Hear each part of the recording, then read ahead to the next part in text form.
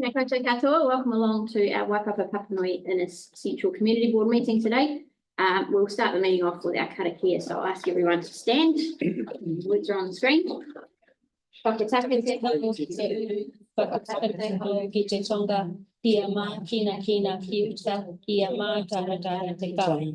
E hi ake ana te atakura, he tio, he huka, he auhu.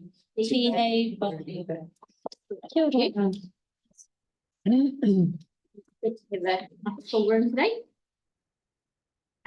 First up is apologies. We've got Victoria and John are both joining us online, so welcome along you two. And we've got an apology for lateness from Pauline. She'll be about 15 minutes late. So do I have to move it into Simon and Sabrina? Okay, I didn't know that one. Victoria for early departure. So we've got to move her in a second. I'll put that motion. All those in favour? Aye. That is carried. Thank you. Item 2, declarations of interest. I've got an interest in item 15, so Simon will take over the chair for that particular item. Confirmation of previous minutes. I'm happy to move. Do I have a second? Jake, put that motion. All those in favour? Aye. Carried. That takes us to our public forum. So we've got a few of these today. First up, we've got Brock. Welcome along. Brock, you know how this works because you've been here before, so over to you. Don't worry. Hello.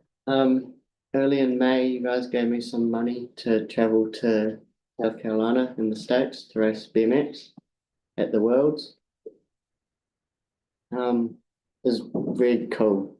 We were there for 2 weeks, I think, and I didn't race how I wanted to, but it was a good experience. So,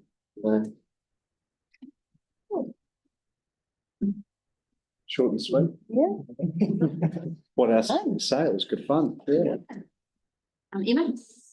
Don't worry, no one races in the first world event how they want to. Yeah. Well done for getting there. That's fantastic. Yeah. You've left yourself open for questions now. You have. Too much time. Yeah. Just so good. How many people were racing in your? in my age group, there's probably 150 of us from all around the world. To put it in perspective, there's only usually about 25 in this class here. Yeah. So the experience is quite different to anything you've done before. Yeah. Emma and then Ellie. Where did you stay? Did you stay with all those people from all around the world, or? No, we stayed in an Airbnb, probably half an hour from the track. Ellie? Yeah, really boring. What was the food like? Did you eat local food? No, I hear that South Carolina's got quite an interesting sort of. We didn't really eat out much. We had lots of burgers. Welcome to America. Yeah. And malts. Thank you. How did you find people there? Most of them were very nice.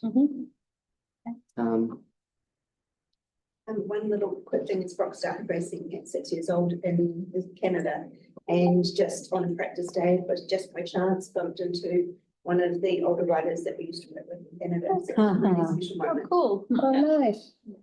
And what are future plans? Probably go elite and race at the Olympics and Commonwealth Games. Cool. All the best. And what is it that you won't do next time? So when you said you didn't race as much as you wanted to, what will you do different?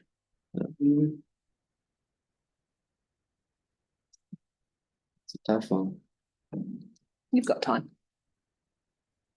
One thing that as a parent I've noticed was the size of the riders. They've all been in the gym, they've all got personal trainers, specific coach training. So we just don't have any legs, so that's something that's Excellent. So what age can you go elite? 17. So that'll be not this season, but next. No, that's awesome. Congratulations on the efforts of getting there and competing. Thank you for helping me. Proud to be able to support you. Thanks for coming and reporting back. Thank you. Brock. Thank you. Cool. Next up, we have Elena and Katia Ashmore. Going to report back on the National Secondary School Brass Band course.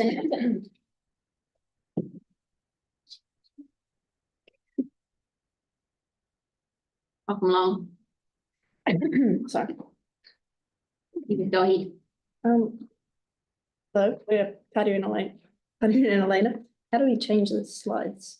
Do we Yeah, just all that? well, Can we use? in there if it works, or I can do it. There we go. Okay. After auditioning in May, 82 secondary school students from all over New Zealand were selected to attend a 5-day band camp held in Nelson from the 30th of September to the 5th of October. My goodness. So I'm Katia, I'm 18 and I'm in year 13 at Papanui High School. And I was selected in the band as solo tenor horn in the National Secondary Schools Development Band. I'm Elena, I'm 16 and I'm in year 12 at Papanui High School. I was selected as the principal B-flat bass for the National Secondary School Brass Band. We left Christchurch on Monday, the 30th of September, and our mum drove us to Nelson. We stayed at Nelson College in the boarding house dormitory. We ate in the school boarding house. The food was pretty good. We even had dessert. As you can see from that great photo. Well, that's an example of our itinerary, and we did lots of rehearsals. And on a typical day, we'd have 4 to 5 hours of rehearsals.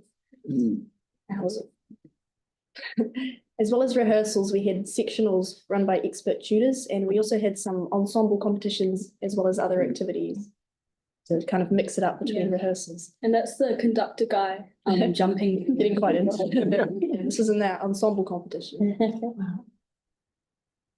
And then on Thursday night, we had pizza. I think there were over 110, 110 boxes. And then we learned to dance the salsa as one of our activities.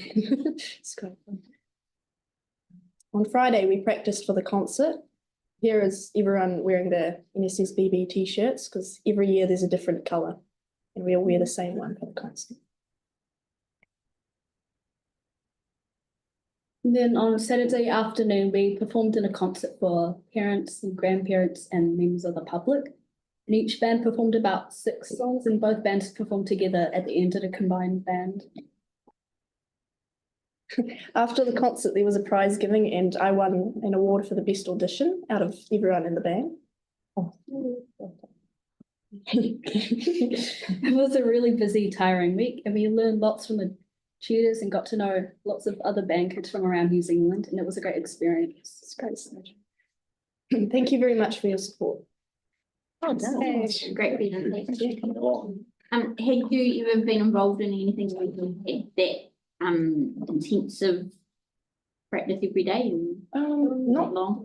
Not for this was it a week? It wasn't a full week, but not for this long. We've had there's a youth camp that they do that's just Canterbury region, and that's only 3 days. And this was a lot longer. So we've had that kind of rehearsal, all day rehearsal, but not to this extent, which is quite a lot. I imagine being a brass player, it's obviously quite tiring on you. Yeah. Any questions?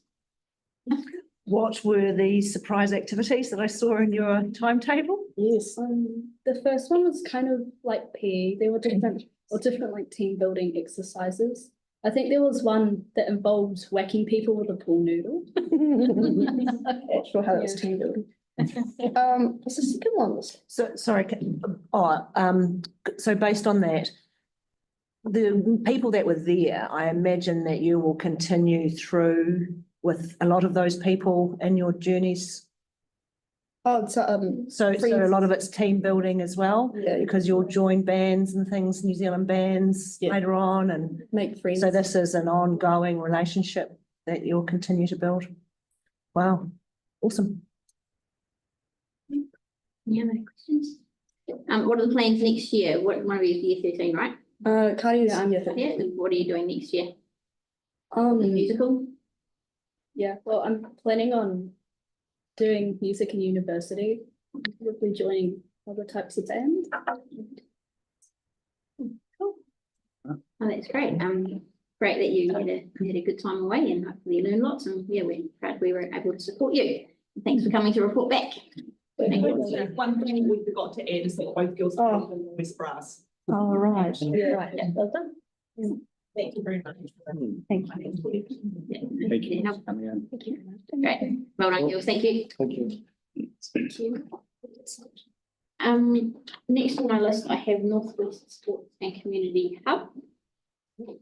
Sam and Richard don't appear to be here. We'll come back to them later. Shirley Village Project. Beck here to speak to us. Welcome along, Beck. Yeah, called Get Rapidly, yes, I'm from Shirley Village Project, but I kind of come bearing feedback from a range of residents, including community trust volunteers, just other people in the neighbourhood, and also particularly the Shirley Hawks, our rugby league team. So firstly, we wanted to say thank you for commissioning the SecTed report for McFarlane Park. It was a really positive process. We enjoyed all getting together and working with Kylie to share our understanding of what's happening around the park, and we on the whole really agreed with the findings and recommendations that came back in her report. I would kind of note that a lot of them, there's a lot of strong parallels with the 2008 Shirley McFarlane Park Community Concept Plan, which also looked at SecTed. And a lot of the same issues still exist, and some of the same solutions were proposed. So we really wanted to draw your attention to one of the findings of the report, which was renew the toilets as a high priority. These toilets pose a significant risk to the community. The current location is unsuitable and a new location should be considered, which is co-located with recreational facilities such as the playground and basketball courts. The new location should also be visible from the street to ensure adequate supervision can be provided. This could mean that a temporary solution is implemented with a long-term solution integrated with the facility being delivered. We just really wanted to highlight that because the toilets are something that resident surveys have brought up again and again and again for decades now. The current ones are grim, they feel incredibly unsafe, and we would love to have a replacement.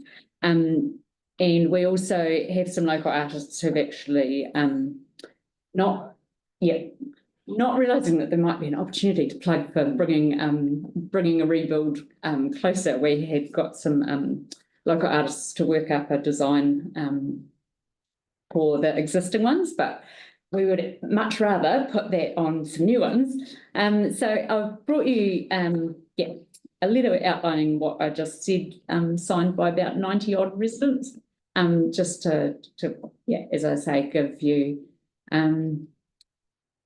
share that kind of shared desire for this particular priority to be advanced as soon as possible. And as I say, quite a few of the people who've signed up are from the League Club, and it is their home ground and one of the key users as well. Simple request. Thank you. Hold on, just we leave with any. I've just got one around the functionality of the toilets.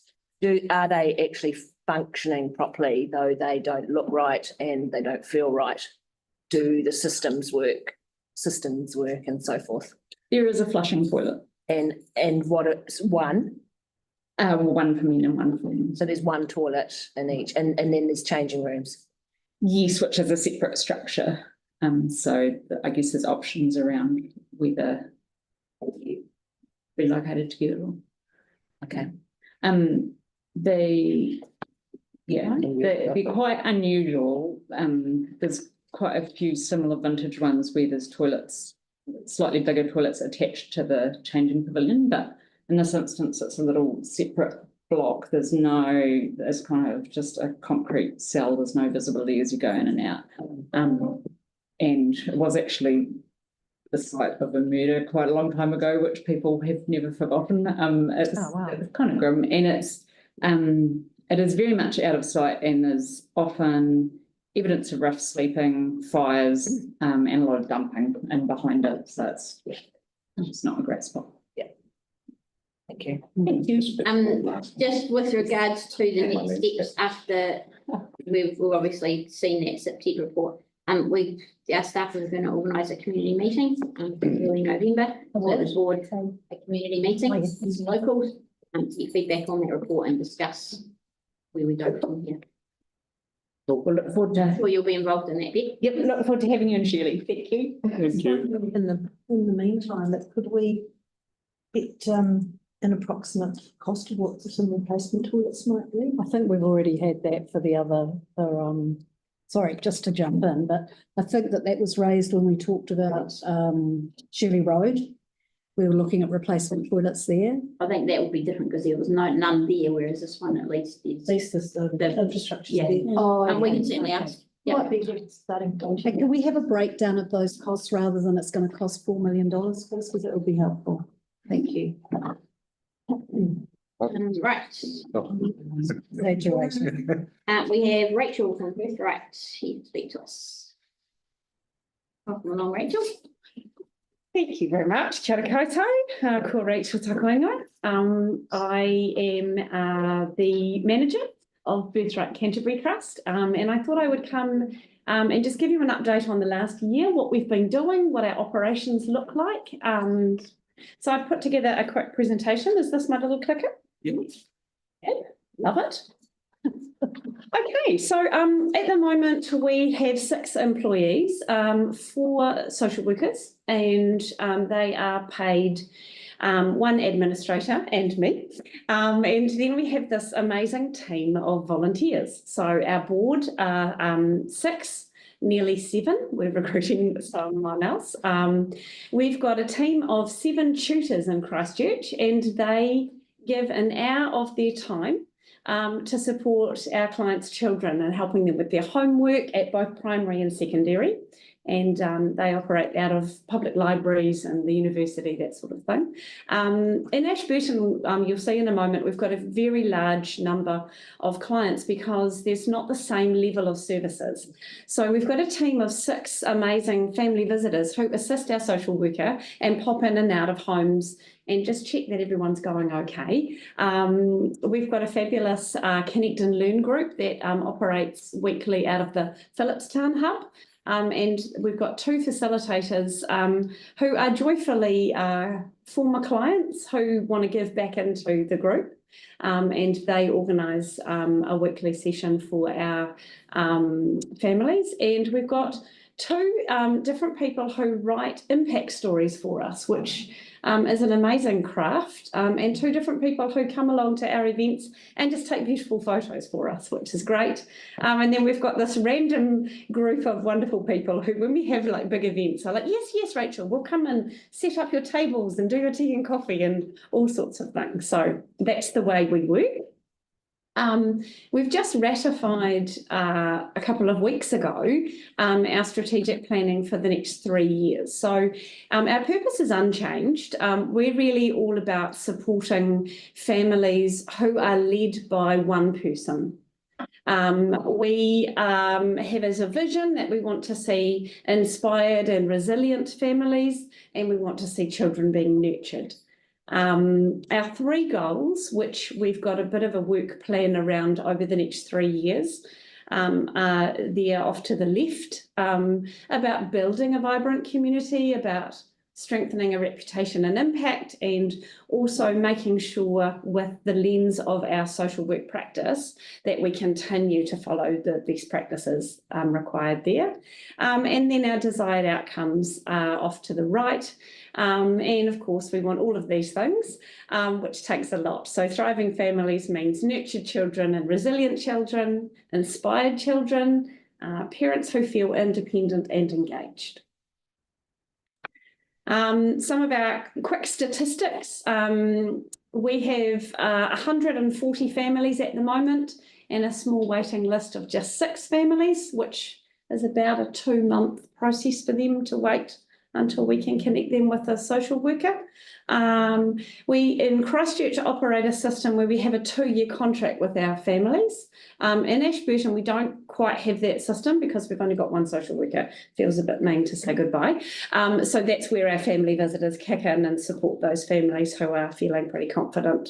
And I've just given you like the main ethnicities of look, it's anyone who needs our help, really. There's no sense of it not being welcomed, but at the moment, those are our main ethnicities. In Ashburton, we have a lovely, pithy little phrase. We support families from the Rakai River down to the Rangitata and from the ocean to the mountains. So that's a big region. And in Christchurch, this is not set in stone. This is just what has fallen out of our current clients. So we've got one client, one social worker operating in the orange, one in the yellow, and one in the pink, with a funny gap at the moment in the middle there. But that's not to say we wouldn't take a family if they were there. It's just the spread for the moment.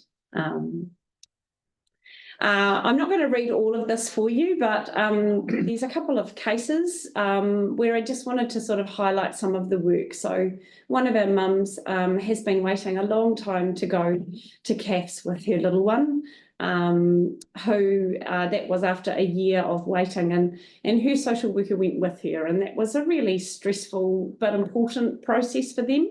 And this mama has, 2 boys with anxiety and a daughter with autism and anxiety. It's a tough gig for her to do. So it was great for her to have the support of her social worker to be with her in that process. And the little quote off to the side, which I won't read out loud, is one of our clients has just moved down from Palmerston North. So as a result of the separation, she felt she needed to create a new space, and she's just feeling all the pain of separation from her whānau. So we, every holiday, do a little event, and that was her feedback to us about how she felt about being part of that, and also part of just feeling connected to a family where she feels a little disassociated. Yeah. Another of our clients, she used what was in her hand, and she's got a big enough house that she took some boarders in, and that just went horribly wrong. And so then she was in a tricky situation and reached out to her social worker just to figure out, how do I get rid of people who are just awful, behaving badly? And so we were able to connect her with Anglican Care Tenancy Advocacy Group. They're amazing. And they really supported her in the process. And that's a bit of an ongoing gift. There's some more things going on there. But again, just lovely to have her supported by her social worker. And in the green there, another little comment from our Mega Air holiday event, which went down really well for some of our families. We also partner with a number of other organisations who support. So over the last year, 67 families have received in Christchurch either support in purchasing school uniform or accessing extracurricular activities like music lessons or dance or swimming, that sort of thing. That's in Christchurch, and that was really beautifully supported by both Blog Charitable Trust and the Riccarton Youth Trust. And then in Ashburton, 31 children had a similar experience funded through the Live Foundation. So just really appreciate that bigger picture really going on behind the scenes there. And the little green thing, I wanted to just talk to you about a new mum who just arrived in New Zealand. So as a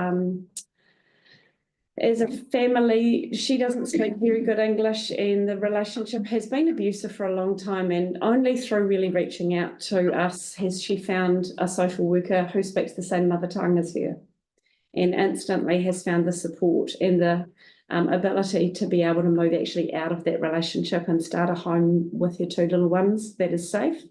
Incredible, this mum. She's amazing because she's actually a financial advisor in her home language, and she's not sitting on her laurels. So we've helped her set up her own home, and we're working alongside all the things she needs, but all the while she's supporting local businesses who have that mother tongue. So she's feeding in and helping them with their strategy, and she just said to her social worker that she just can't wait to be better at English so she can get a job and contribute back. And she's just blown away by the offers of help and donated goods that she's received. And her little boys are in our safe home for the first time, and she's feeling really, really blessed about that. So it's pretty cool.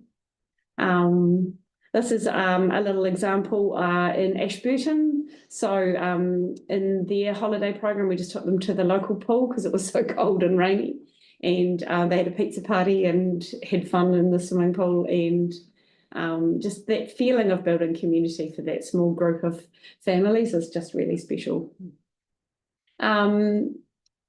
Cute photo there of a little one on a bike. So we were invited earlier this year in May to attend a corporate team building event. And there was a pharmaceutical company who had engaged a corporate team building company, and they said, would you like to receive the bikes that these people are making? And I was like, yes. I said, well, would you like me to bring the children to receive the bikes? And they were like, even better. So it was in a hotel, which was quite funny because the little girls had to wheel their bikes out through the hotel foyer, and that was pretty neat. But this little one is a little bit shy, and she refused to pose for a photo. So her mum sent it later on, and it was just so lovely for them to get brand new bikes. Often these kids, they don't get brand new anything. And so that was really special. Some of the practical things that we do for our families, as well as creating moments. So those photos there are our matariki events. Just a special shout out to our Ashburton social worker's neighbour. She made all the star cookies that they decorated because she's like, oh no, we'll need cookies for them, which is just an amazing example. But those are some of the people off to the right who partner with us to support, because I feel like we're a conduit to connecting and accessing services. We don't have everything available, but it's really lovely to see all of the different things. I often say in this job, which is new for me, it's a bit of a tear-jerk moment when people arrive with armloads of goods and, hey, you know, Rachel, we've got this, have you got anyone who could benefit from that? And I'm really amazed at the goodness in people in Christchurch and Ashburton. It's just beautiful. We do a lot of advocacy too for our families, lots of opportunities to stand alongside the client and support them in some spaces where I think sometimes we don't realise how scary it can be to go into some of these places and have these appointments and feel alone and vulnerable. So it's really lovely for our team to be able to go with them to court, with them to CAFs, with them to wherever they need to go. And there's a lovely impact story there in blue of a dad, and he's just finished with us after 2 years, and just really, you know, some of those quotes in there just really felt supported in actually being alone parenting his boys and just trying to figure out what was the right thing to do as a single parent. So that was pretty special. Some data, because I think everyone loves a good story with some numbers. So over the last year, you can see some numbers there of clients who've returned to work or study, and I think that is a real indicator that they're ready to step into a new phase in their life. We were blown away by the number of adults and children who are facing mental health diagnoses. At the moment, that's a high number, isn't it? And so we're just really spending a lot of our time in support for that. And then off to the other side, we've got numbers of families who have left abusive relationships and are engaging and learning about some better choices and what positive relationships could look like. And again, there's amazing services where people can actually access that kind of understanding. So it's pretty special to be part of that journey and significant for them. This week, we have had our annual family camp at Spencer Park, and so I was out there the other day on a glorious summer or spring day, and it's a really beautiful opportunity. We've received funding, and this year we've had that funded from the Ministry of Women, and Sanitarium have donated a whole lot of items of food just to give them a break, take them out to the beach, change of scene. We have a big barbecue dinner every night together, and we've got games, and it's just a really lovely reset for those families. So that's something that's been part of Birthright for decades, and lovely to be able to continue with that work. finally, not that I'm going to, go too deeply into this, but one of the things that we've spent time on is how do we find out how we're making an impact? It's a really tricky space to collect data. So we've got a survey that's been developed in 2019, and we have an ongoing process with our families of just checking in with them and finding out how they self-evaluate themselves in lots of different categories. And we use that data to move forward and make new goals for them. And then from there, we can actually see what difference we're making and find areas that we need to perhaps invest a bit more into programs and support. And then we finish with a little photo of one of the Connect and Learn groups that happens every week. And I mentioned that's at Phillipstown Hub in Christchurch, which is an amazing place. So yeah, that's what we've been up to this last year. And I just thought that would be a neat to share with you where we're at. Yeah, thank you very much. That's a lot of stuff we've been doing, and there's been great impact where it's needed. So thank you for coming along and you're welcome. filling us in. Thanks so much. One very quickly, I know that was, I know. just really, yeah, God, you talk a glass out of something. What, birthright? Yes. Why birthright? It's like when I hear, yes. one of the things I was Everyone going to thinks ask was, adoption well, or babies. are you connected with midwives, for example? So I was thinking of from an early age. So can you just explain? So Birthright New Zealand is a national organisation, and it has it actually started, the history of it is beautiful, post World War II in Hastings. Children didn't live in homes where there was enough money for heating, and it started off by local businessmen donating bags of coal to the families to make sure the children were warm enough. And then they realised there were no school shoes. And that's the birthplace of a group of families, single parent led, in a time where that wasn't really the norm, and looking after those children and the immediate needs of them. There's actually 14 different affiliates now across New Zealand. And in 2016, Birthright Christchurch and Birthright Ashburton merged to be Birthright Canterbury. Right. And they've just celebrated 60 years last year. Great, thank you. Thanks very much. Thanks very much. Coming along. We still don't have Sam or Richard here, do we? No. Okay, we'll move on to item 5, our deputations by appointment, and we've got Harrison to speak to us today about the chairperson's report on Cranford Street allegations. Welcome on, Harrison. Good afternoon, everybody. Principally, my goal in being here today is to ask you to not decide to give away the authority on this decision to council. I understand that there is logistical issues between the separation of powers between council making the decision on the item C and the community board doing on the item A report next month. The implication in separating those is basically going to be, there's going to be double dipping in decision making. The community board has engaged with the community at length over the last 18 months at least on this issue, which has culminated in the survey, the responses that will be brought to you on the 14th of November, at which point you'll be asked to make your decision. The idea that part of that decision will just end up going off to council, who will and should in theory respect the values and the decision of the community board, seems superfluous to decide to make a decision here and then have that decision then made again at council on the same item with the same evidence, but therefore also to be a separation and a difference in the way that it's going to be made. Specifically that it's not the whole of the report, it is just specifically the clear way is being separated out from everything else. So it's giving this idea that there is one option and then another option to be made, when the reality is that all three are supposed to be considered in line with each other as three separate and individual responses to the issue, rather than there being two options and then a third one that can be made separately. So just really short and sweetly, that the idea that this power, it can legally be separated. There's nothing legally wrong with this. The principle is, however, that the community board is the one empowered by the community to make this decision, and it would be in best line to make that decision. And then if council decides to overstep and choose otherwise from the community board's decision, that's that option, rather than preempting it and saying that there's going to be a decision made elsewhere. So just really quickly, that's the point I wanted to make. Thanks. Ellie, you have a question?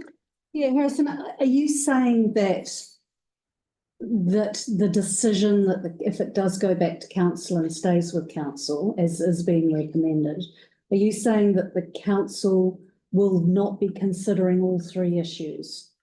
The way I understand that it's being separated out is that it's going to be made a decision on the part A, so which is the bus lane and the T2 lanes will be made here, and then it'll go back again to be considered with the clearway, is the way I understand the wording of it. And so that kind of means that there's going to be a decision made here, and then there's going to be another separate decision made. This report, if moved, makes another separate decision at the council table around that. So the community board's recommendation will then have to go up against it. That's the way I understand it. But are you saying that the council won't pay heed to the recommendation? No, not necessarily. No, not necessarily. The council is usually pretty succinct in its actions and the way it responds to community board reports. Thank you. It's just the issue is that it's basically making a decision twice, with the empowerment should be at the community board level to make that decision. Just to clarify, no matter what happens, it's going to come to the board and then Yeah. I understand that. Yeah, because I'll be here next month, so you'll see me again. Yeah. So But just to explain, you'll hear it probably later when we discuss my report, but the reasoning behind the report is to get the decision maker having all three options in front of them. yeah, I just think if the community board decides based on the response from the community that there is one option that is preferable, and I'm not precluding any of the three options at the moment because that's for next month's decision, then that seems like the logical one, just to send that to council rather than asking council to reassess and redo the work which the community board was already done. So that's my perspective on this, and that's cool. Victoria, you've got a question? Thank you, Emma. I just wanted to clarify, please. Harrison mentioned that the community board could only make the decisions on the T2 and the bus lane and the council on the clearway. I think it's the other way around. Can you just clarify that, please? It's the other way around, yeah. But that's the idea, is that it still is that it's going to be made a decision and then another decision is going to be made. So that's the main point. Yeah, I think I've got myself mixed up there, but yes, yeah. Yeah, that's the way it works when we have part A's come to us, is that we recommend and then council makes a decision. Emma, just very quickly. Again, can I just clarify what you're saying? Are you saying that a decision is going to be made twice? In theory, is that the decision will be made here on the 14th as to what to recommend to council. A decision or a recommendation? It will be a recommendation, but it in effect, for the most part, as well as the community boards, is their recommendations are pretty solid to council. And then that decision, that recommendation goes to council, which then makes another decision, but that recommendation will be put up against the other options that are already there. So the recommendation part A will have to go back up against part C, the decision of which is council's, which is made. So that's the way I understand it. Okay. Yeah. Okay, well, thanks for that. We'll be discussing that report shortly. Harrison. No petitions today, so we'll move on to briefings. First up, we have our customer service team here to speak to us. Welcome along. Bridget and Sarah. We have indeed. And so I've come along to obviously introduce Bridget, who is our Operational Process and Insights Manager. So within our customer services team, not only do we have staff in the service hubs and also in our contact centre, but we have a team that gathers information about why people are contacting council and also provides insights and reports to the organisation, including yourselves. So Bridget is here to get some feedback from you about some reports. You get a report currently about service requests. We're really keen to hear your thoughts on some changes we're making, but also what else would you like to see to help inform your decision making? I'll hand over to Bridget. Thank you. Yes, good afternoon. So you get a monthly report as it is at the moment. And what we've been doing over the last few months is taking in some feedback and looking at what we thought was good, bad. The three questions that I always tried to keep in mind while I was doing these was, what is the volume of requests that were coming through? What were the requests about? And how many requests did we answer in the time frame that we promised that we were going to answer? So that's what I'm trying to, the three sort of main things we're trying to answer with those. The first page on the report, we've changed it around a bit because I felt the one that it initially was had a lot of different numbers and things like that. So we've tried to simplify it and just talk about within the month how many service requests were asked within this board, and what percentage were resolved within SLA service level agreement. I will just clarify, when I say service level agreement, it's not necessarily the contractual agreements that we have, say, with a contractor or something. It's the service level agreement that we've agreed, that we've said to the customer, we'll get back to you. So they get that first, thank you very much, here's your ticket number, and we should be able to complete by this date. And so it's setting that expectation, and how many of those have we completed within that time? There's obviously a correlation, but just to clarify.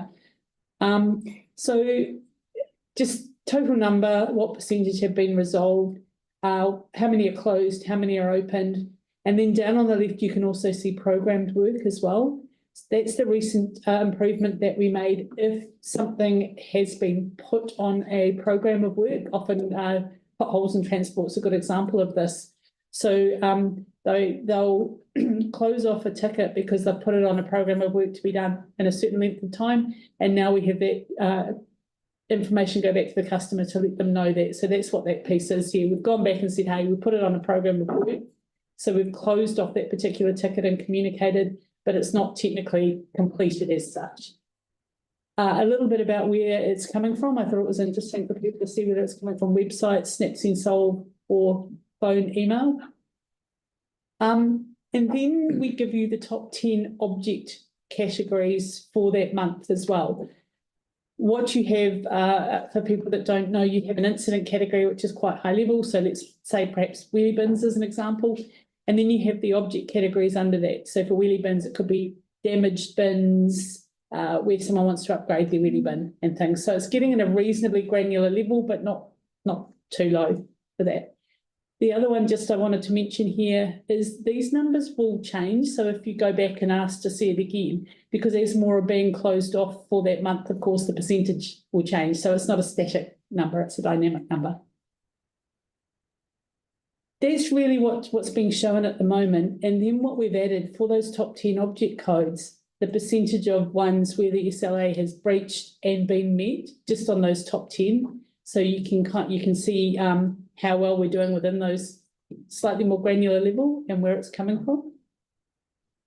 And then what we also show is a time series for the number of requests that have come through, because often there's a correlation, right? If we have a big influx of a certain request, then you might reasonably expect perhaps the service level isn't quite as good for a while as they catch up. We only do the top 5 for this, otherwise it's just too busy. But we can do more if people want us to. And then the final thing that we put in, which people have been asking for, this is one of the ones I'm sort of quite proud of, is what we've done is we've taken all the tickets for that month within the ward and we've kind of grouped them up into, I guess, we've grouped them up into higher levels. So what you can see here is a rough map of where those different requests are coming from. And this map can be zoomed into the a much lower level if you so wish. The advisors have got access to this, so they can actually drill down and have a look as to where the tickets were in terms of the different sections and what sort of streets and things it's coming from. That is what we propose. Well, we've actually started now, so this can be started right away, and just opening it up for any feedback or questions that you might have around it.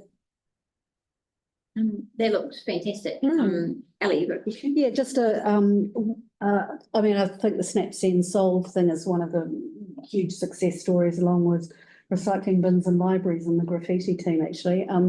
That's just my personal opinion. But one thing that I have found frustrating is that I'm not getting messages back that something has closed or that an issue has been resolved.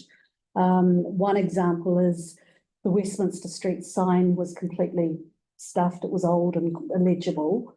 Sent that through, it was received, and I got the acknowledgement thing. And then 3 weeks later, 2 guys are outside fixing the sign. So there was nothing informing where the SnapSend Solve is at and no message saying it's been resolved. Is that potentially something I'm doing wrongly, or is there a glitch with the system?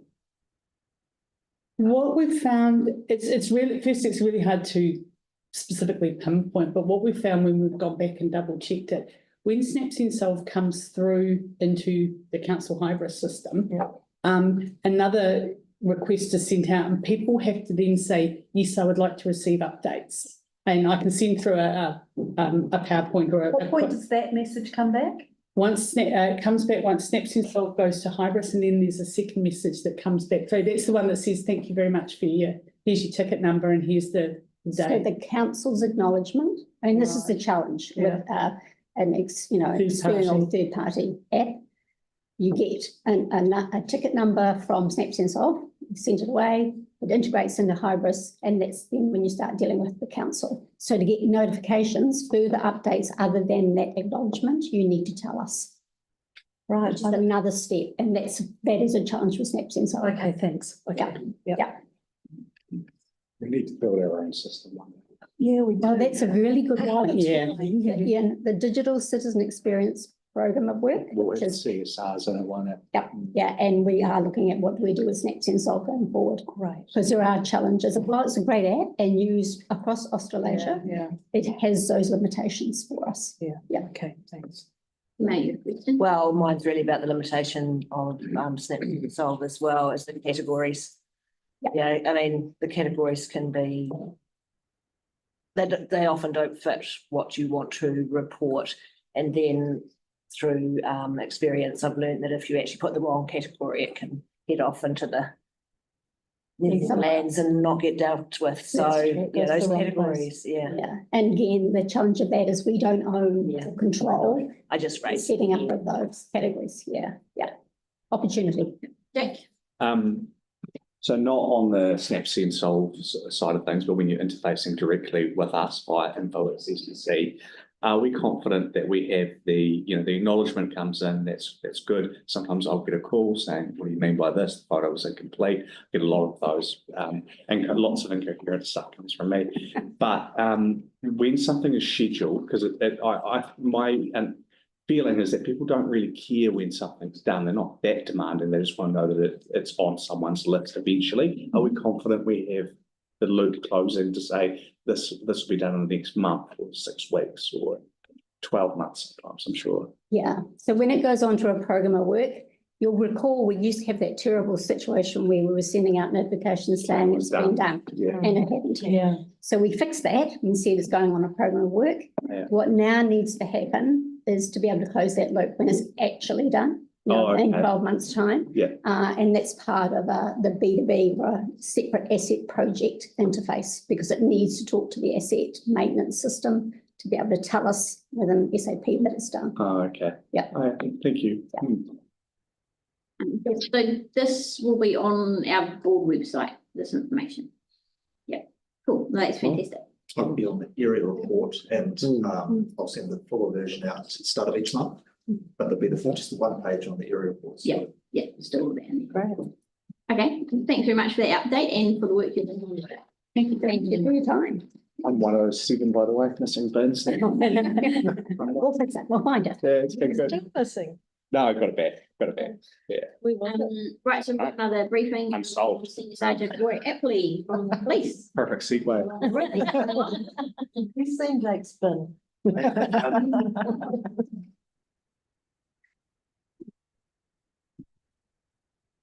Good afternoon, everyone. Thank you for having me.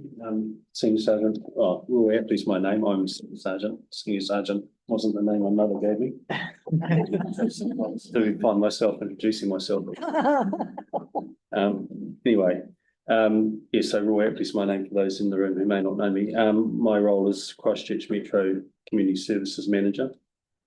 So I look after pretty much everything the CIB doesn't want to look at. This is a snapshot of what we've been doing over the last month or so, or in particular last week or so. I'm not going to read it all out like I sometimes do, and I am also going to focus on some more positive stuff, which I sometimes don't do either.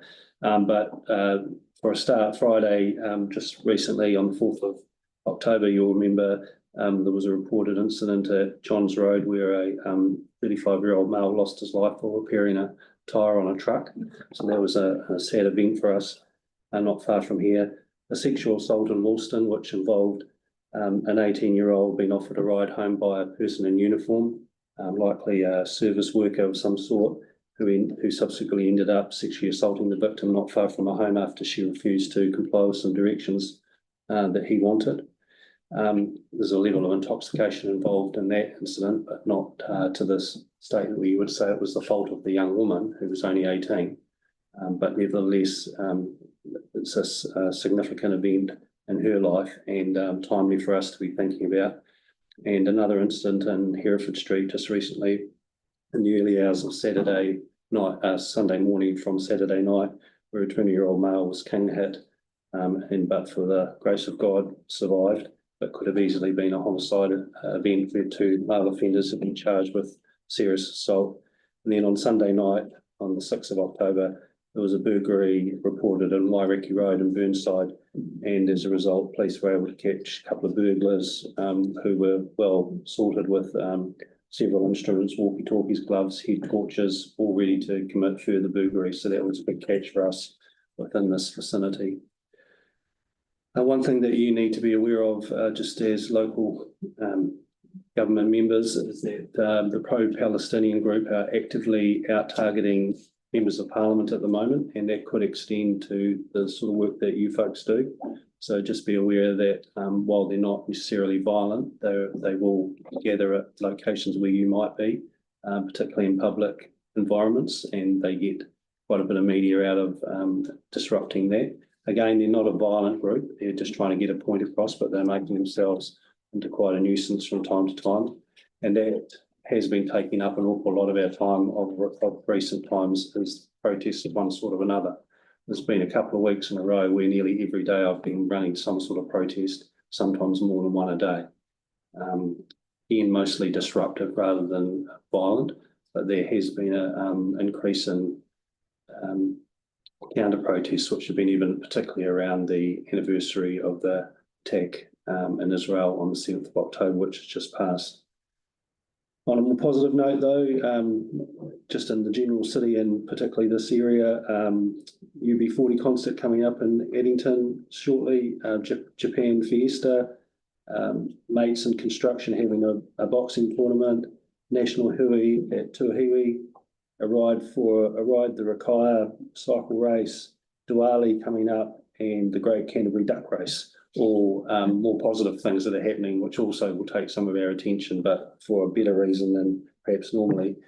And finally, from this report, you'll be aware of the Odyssey House organisation doing some actually absolutely fantastic work with some really tough people not far from here. And also they've got a location further out towards Akaroa, where they're doing some intensive work with some young women who have been through some real trauma around drug abuse, and that organisation is simply fantastic, and I'd like to think we're doing our part to help them be successful intervening in some people's lives. Just in relation to this particular area, more specifically, I'm aware of something that has occurred in Springfield Road that may have found its way to your table, some unhappiness about crime in that particular area. There was a public meeting held recently which we were invited to, but unfortunately we were only invited the day or so before the meeting, so we weren't able to make it. I attended that too. I'd be interested to hear what your thoughts are on that. But for this particular ward in the Papanui area specifically, seeing we're sitting here, but I do understand that your area goes a little further. There was 812 what we call reported victimisations for the past month. Most of those relate to shoplifting or thefts in public places. These are the things that are most on our radar, and assaults in other locations. As an example, the assaults in other locations, which is a reasonably significant increase at the moment, was 68 events. So 68 times someone's reported to police that they've been assaulted in this wider area. Sorry, in another place, does that mean outside of their home? Yes. Okay. Yeah. Generally would be more likely a public place rather than some sort of, or perhaps more private place. So private place could sometimes extend to what started as a public place, but maybe became private because of the location it was.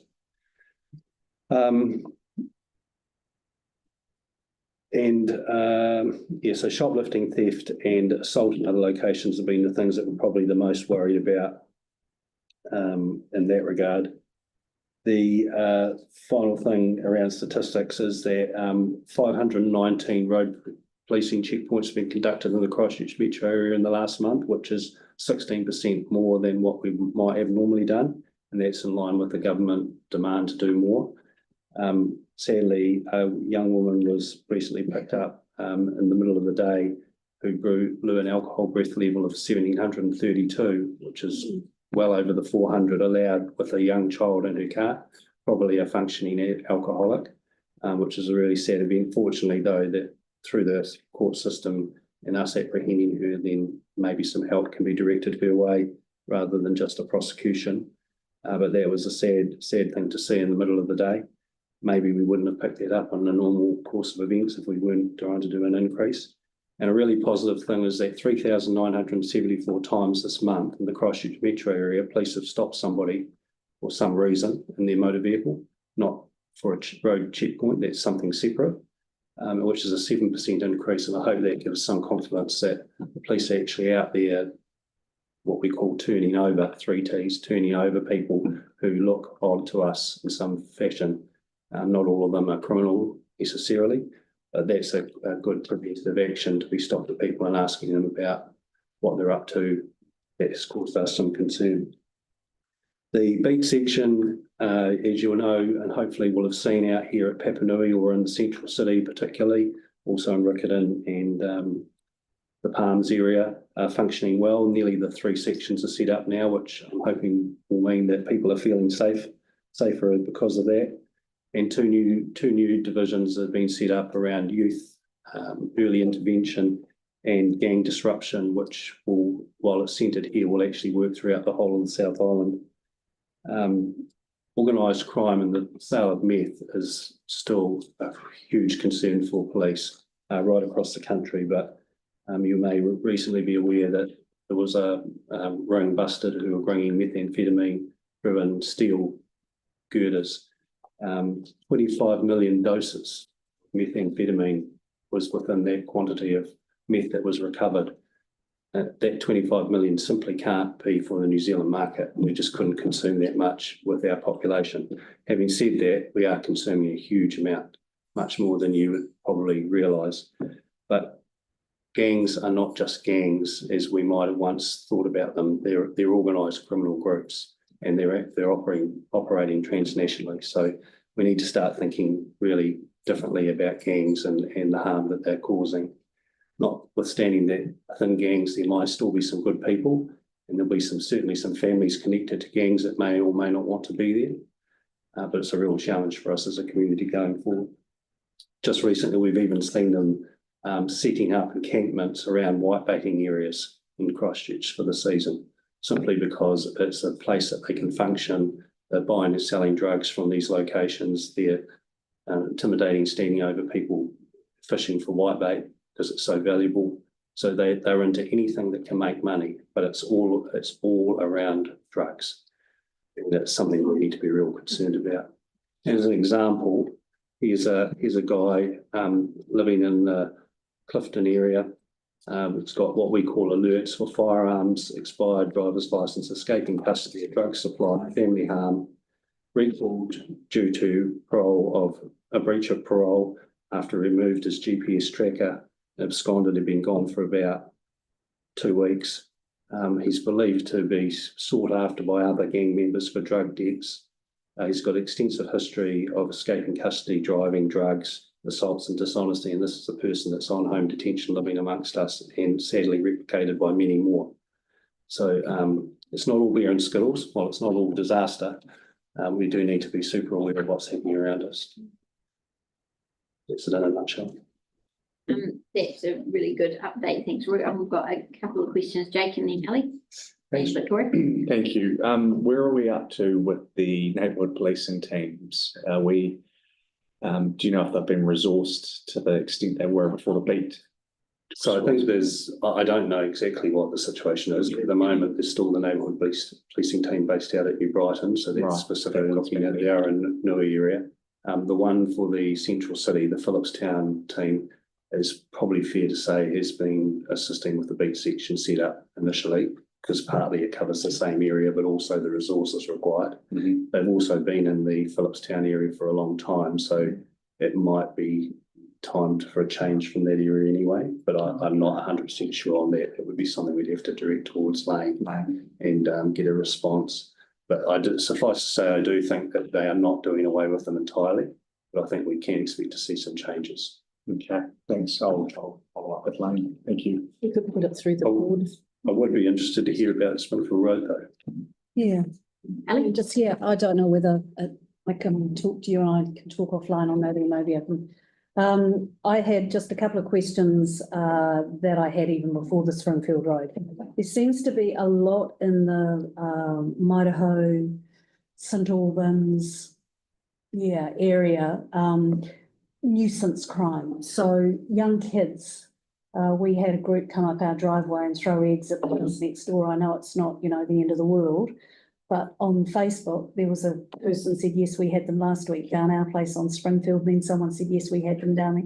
So they're starting doing this kind of stuff. The other big one is mail.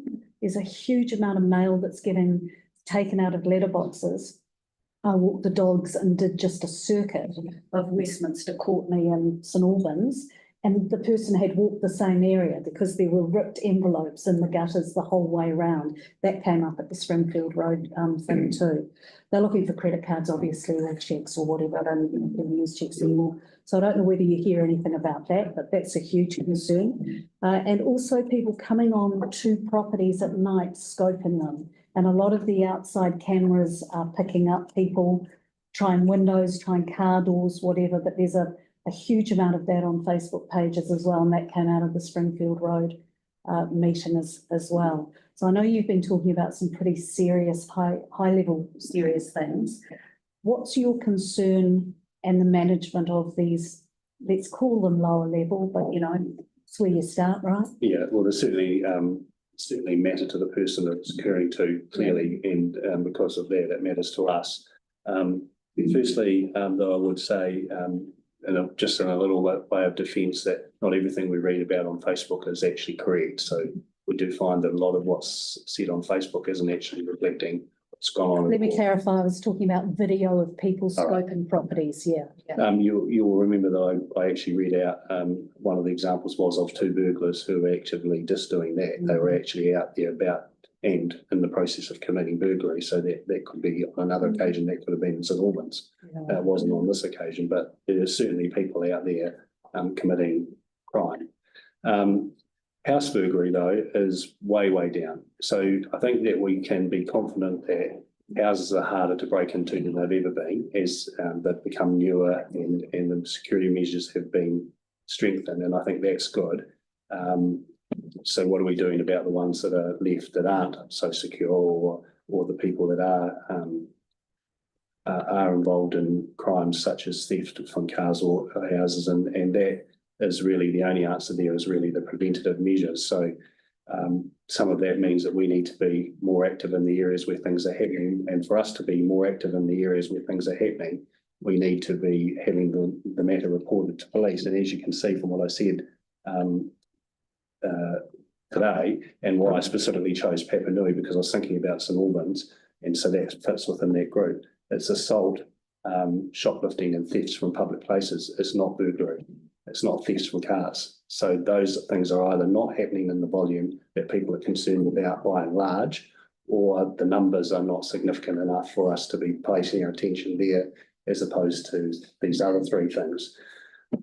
And I'm not saying that to say that that doesn't matter to those people or it's not happening, because clearly it is. If you've heard about it, and if people are having public meetings and talking about it, again, the preventative measures around securing your home properly and taking all the precautions you can there. If you can afford cameras and alarms, it's got to be a prerequisite. And simply removing valuable property from your cars has got to be the first thing we do, and we just don't do that in Christchurch. We never have in the whole 39 years I've been at the police.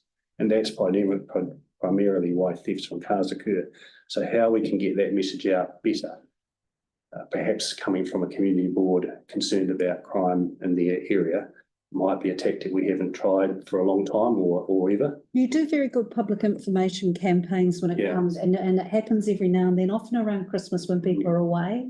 And you talk about, boots outside if you're a woman living at home on your own, laundry on the line, all that kind of stuff.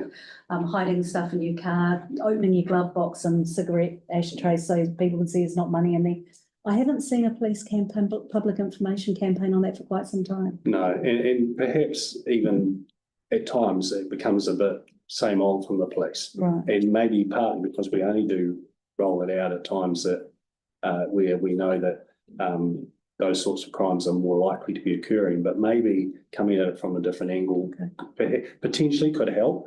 We'd be satisfied as long as the message is getting out there any old way. But just coming back to your original point, for the times that some of those things are occurring, we simply will never have enough resources on the ground to patrol everyone's street. Again, for things like the community patrols or the neighbourhood support groups, which are close to your heart because you partly are involved in them and fund them, they've got to be really good messages to be feeding out. So, I'd be happy to think about how we could do something together. Particularly if you folks are going to public meetings in your own specific areas or areas of concern to you, that we can be making sure the message is as strong as it possibly can be. And sadly, for us to attend when we can. And the only reason we didn't go to that was because it was the day before sort of thing, and we were late.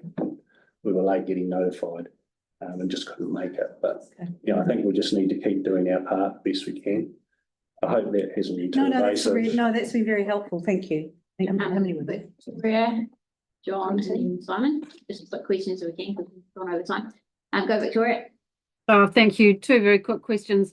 One in relation to gangs, if you can just double back to that, please. You said we needed to start thinking, or you needed to start thinking differently about how you're managing the behaviours associated with gangs. So I'm really keen to understand what, if anything, you are doing differently to give us some confidence that you've got a handle on this. Yeah, so the gang disruption unit, which albeit really new for us here in Christchurch, is government direction, and you can see the whole direction the government's taking about tougher on gangs, as opposed to a while ago we were much more empathetic to people's in that area's problems, perhaps. Not saying that was necessarily wrong, but whether we like it or not, gangs are embedded in our communities here in Christchurch and is likely to get even worse. I may have said this before, every second Thursday, I'm at Christchurch Men's Prison looking at how we can get people what's called outside the wire, and that's got a variety of meanings, which I won't go into, but essentially the prisons are separated into gang headquarters in prison. There's wings of prisoners of different gangs that they won't mix together.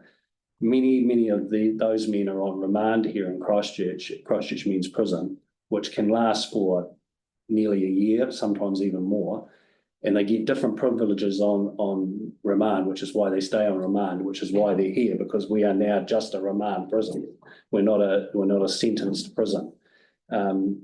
It's chock-a-block, and sadly at times when they finish their remand period, they might get a sentence of time served. They're released into our community, and many don't even have connections here. And then we see them offending more or less straight away, which is not surprising because they've got no connection here, or the connections they have are poor. So hence why a gang disruption unit and some of this new legislation around being tougher on gangs is coming in, because we do really need to get a better handle on what it is and why it's happening in the way it is and how disruptive it is to our community. And again, I say it's essentially only around the drug trade, the illicit drug trade. It's about making money and it's about moving drugs. Strikes me that you're getting a lot of intel. Thank you for that. My second question then is about antisocial driver behaviour. I'm getting a lot of complaints in the area, always have. So I'm keen to understand whether you've got any stats on this behaviour in our ward, whether there's any particular hotspots or whether there are any areas that you're targeting, please. I don't know for certain, but the road policing is not the first thing I do each day. So I would have to come back to you with some information about that. Either I can email it from the road policing manager or address it another time more specifically. I'm not aware of a particular area in this ward that's perhaps might say worse than any other area. The example I gave of the woman with the child driving to school was in the Hornby area, so that wasn't here. The only thing I could say that might make you feel better is the amount of 3Ts that I referred to and the road policing checkpoints, which show that we're particularly active, albeit hand on heart, totally honest, the reason that the checkpoints are up is because government's saying if you don't produce more, you won't get the money. So there's a fair bit of that driving some of that behaviour by police at the moment, but it's a necessity that we have to do, but it's also one that can be very worthwhile for keeping people safe. I don't know, have you got a particular example of somebody driving very badly? I know we've heard from time to time the motorway extension out to the north. No, Can you see some driving? The main area I've got is in and around Condell Ave, Harris Ave, Harris Crescent, Richards Ave, all of that little block around there. That's where I'm getting a lot of complaints. I'm sure I can compel some road policing activity in the next wee while at least. So I'll see whether we can do some improvement there for you to report back to the people. Thank you very much. That'll be helpful. Thank you. Great. John. Yeah, hi Roy.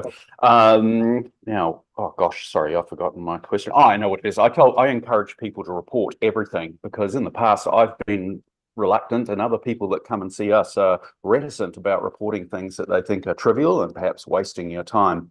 So now, even if it's just people on push bikes creeping around up driveways or mail thefts, if it's happening now, 111, if it's happened in the past, 105 it. Do you concur with that view? Yeah, absolutely.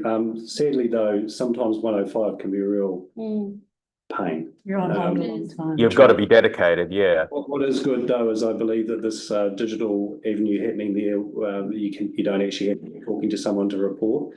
But essentially, as difficult as it can be to report things to the police, there's an old adage which it's said in the Intel group in police that if it isn't reported, it never happened. We go back to that mail thing. Sometimes for some folks, your mailbox is effectively your front door, isn't it? If you were a business, your mailbox would be your front door.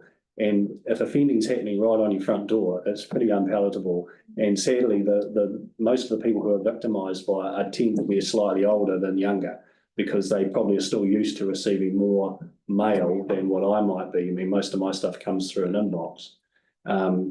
So I think we do need to pay some attention to that, and getting to know about it does actually help, because as you're probably aware, remember, I've got a sergeant and 5 officers just sitting a stone's throw from here, and our job primarily is community reassurance, community safety, and so things like that we can actually put some time to.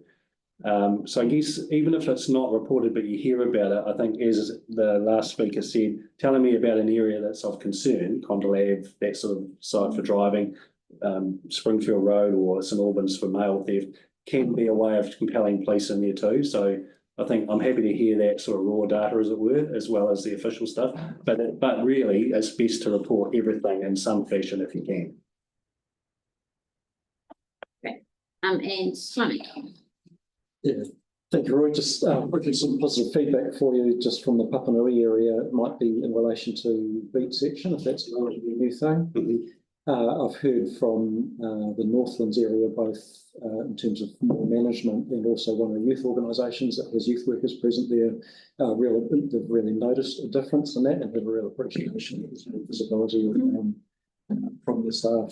So I just wanted to pass that on. And I wouldn't go as far as saying that Northlands will be really engaging with police, but they have been a bit more difficult to get alongside than some of the other malls in Christchurch. I think that's got something to do, or it used to have something to do with the ownership structure.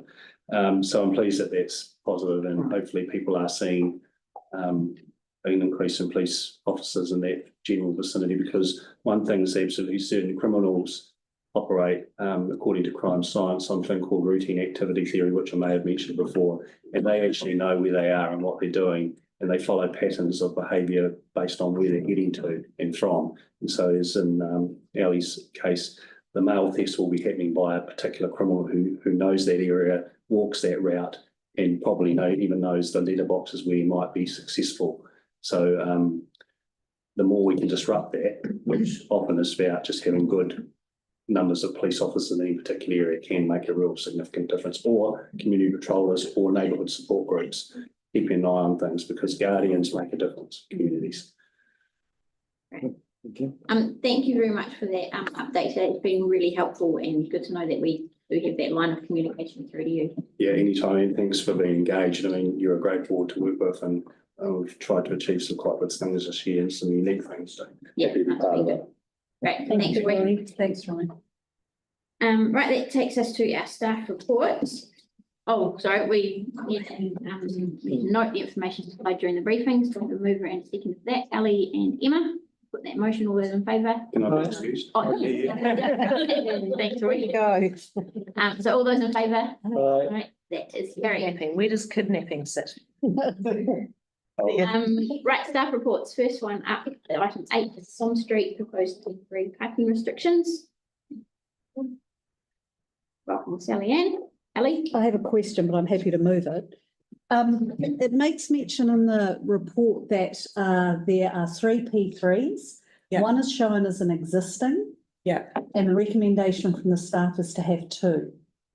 Could you just explain for me, I'm sure I'm missing it, how the 3 become 2 and where they're placed? I think there are 7 spaces at the minute where you come off.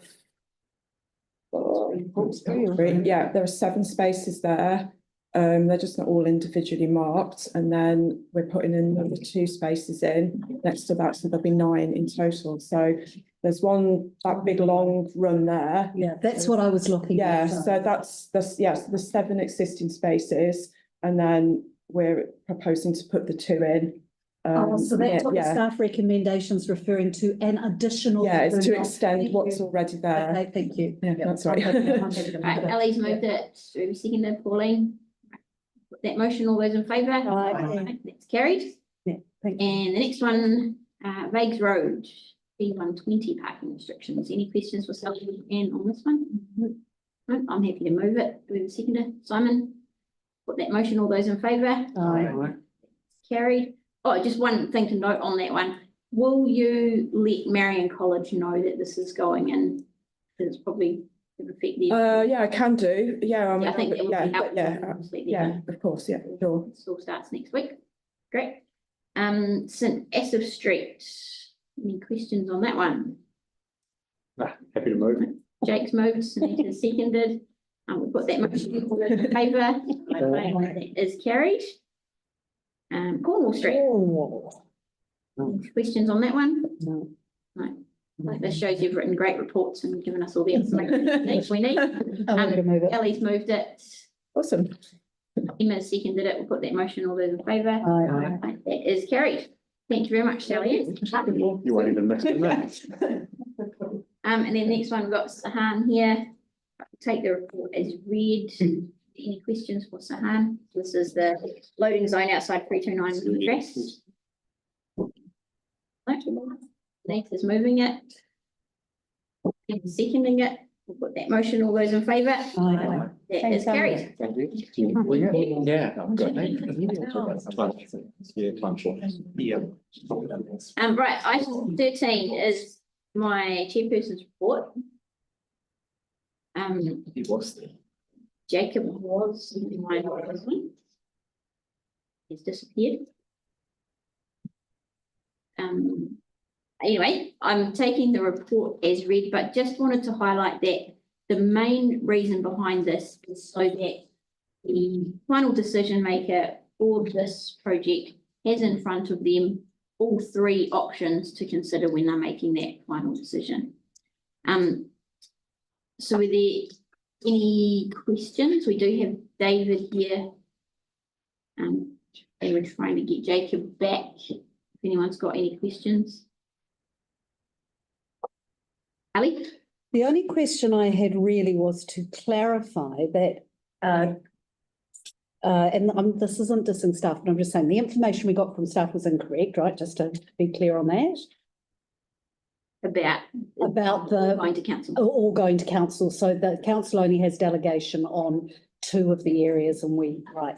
So the recommendation from you on this is to allow a more streamlined process with it going to council with recommendations from the board, and council makes the final decision, as we have done with other issues in the past. I just wanted to clarify that. Is that it? Okay, great, thanks. Right, Victoria?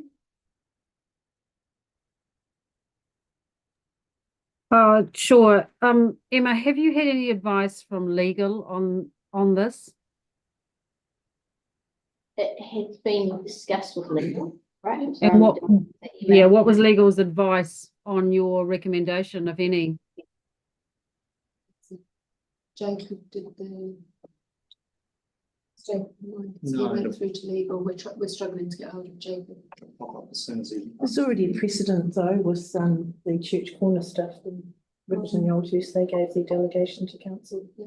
So, Yeah, it's allowed for in the partnership agreement. Here it comes. Okay, thanks. But we do have Jacob coming back. We can just defer to him. But sorry, that's the answer for that one, but I was going to Jacob's already been legal checking the delegations. Okay. Sorry. Two things. Hi Jacob, we just got Victoria had something she wanted to check with you about. We're on the chairperson's report now. Victoria, do you want to just ask that question again? Jacob can. Yeah, Jacob, my question was just trying to understand whether there was any advice from legal in respect of Emma's recommendation that we needed to be aware of. Not specifically, no. What we've got at the moment with the clear ways not being recommended to council and everything else is basically in line with our normal delegation process, sorry. But no, I'm not aware of any other particular issues associated with this, no. And they have been involved recently and given advice. Thanks, Jacob. Simon's got a question. Yeah, it's a process question, I guess, in terms of how we landed here. So, yeah, and as you've said in your report, the consultation webpage and the advice provided to us in the lead up to this was that council would make the final decision on the three options. I'm just wondering if a step got skipped or if there's a missing step in a process in terms of ensuring that what's been communicated is in line with delegations. Mostly with the views of not ending up here again in the future, because here we are, but yeah, how do we do better in the future around something like this?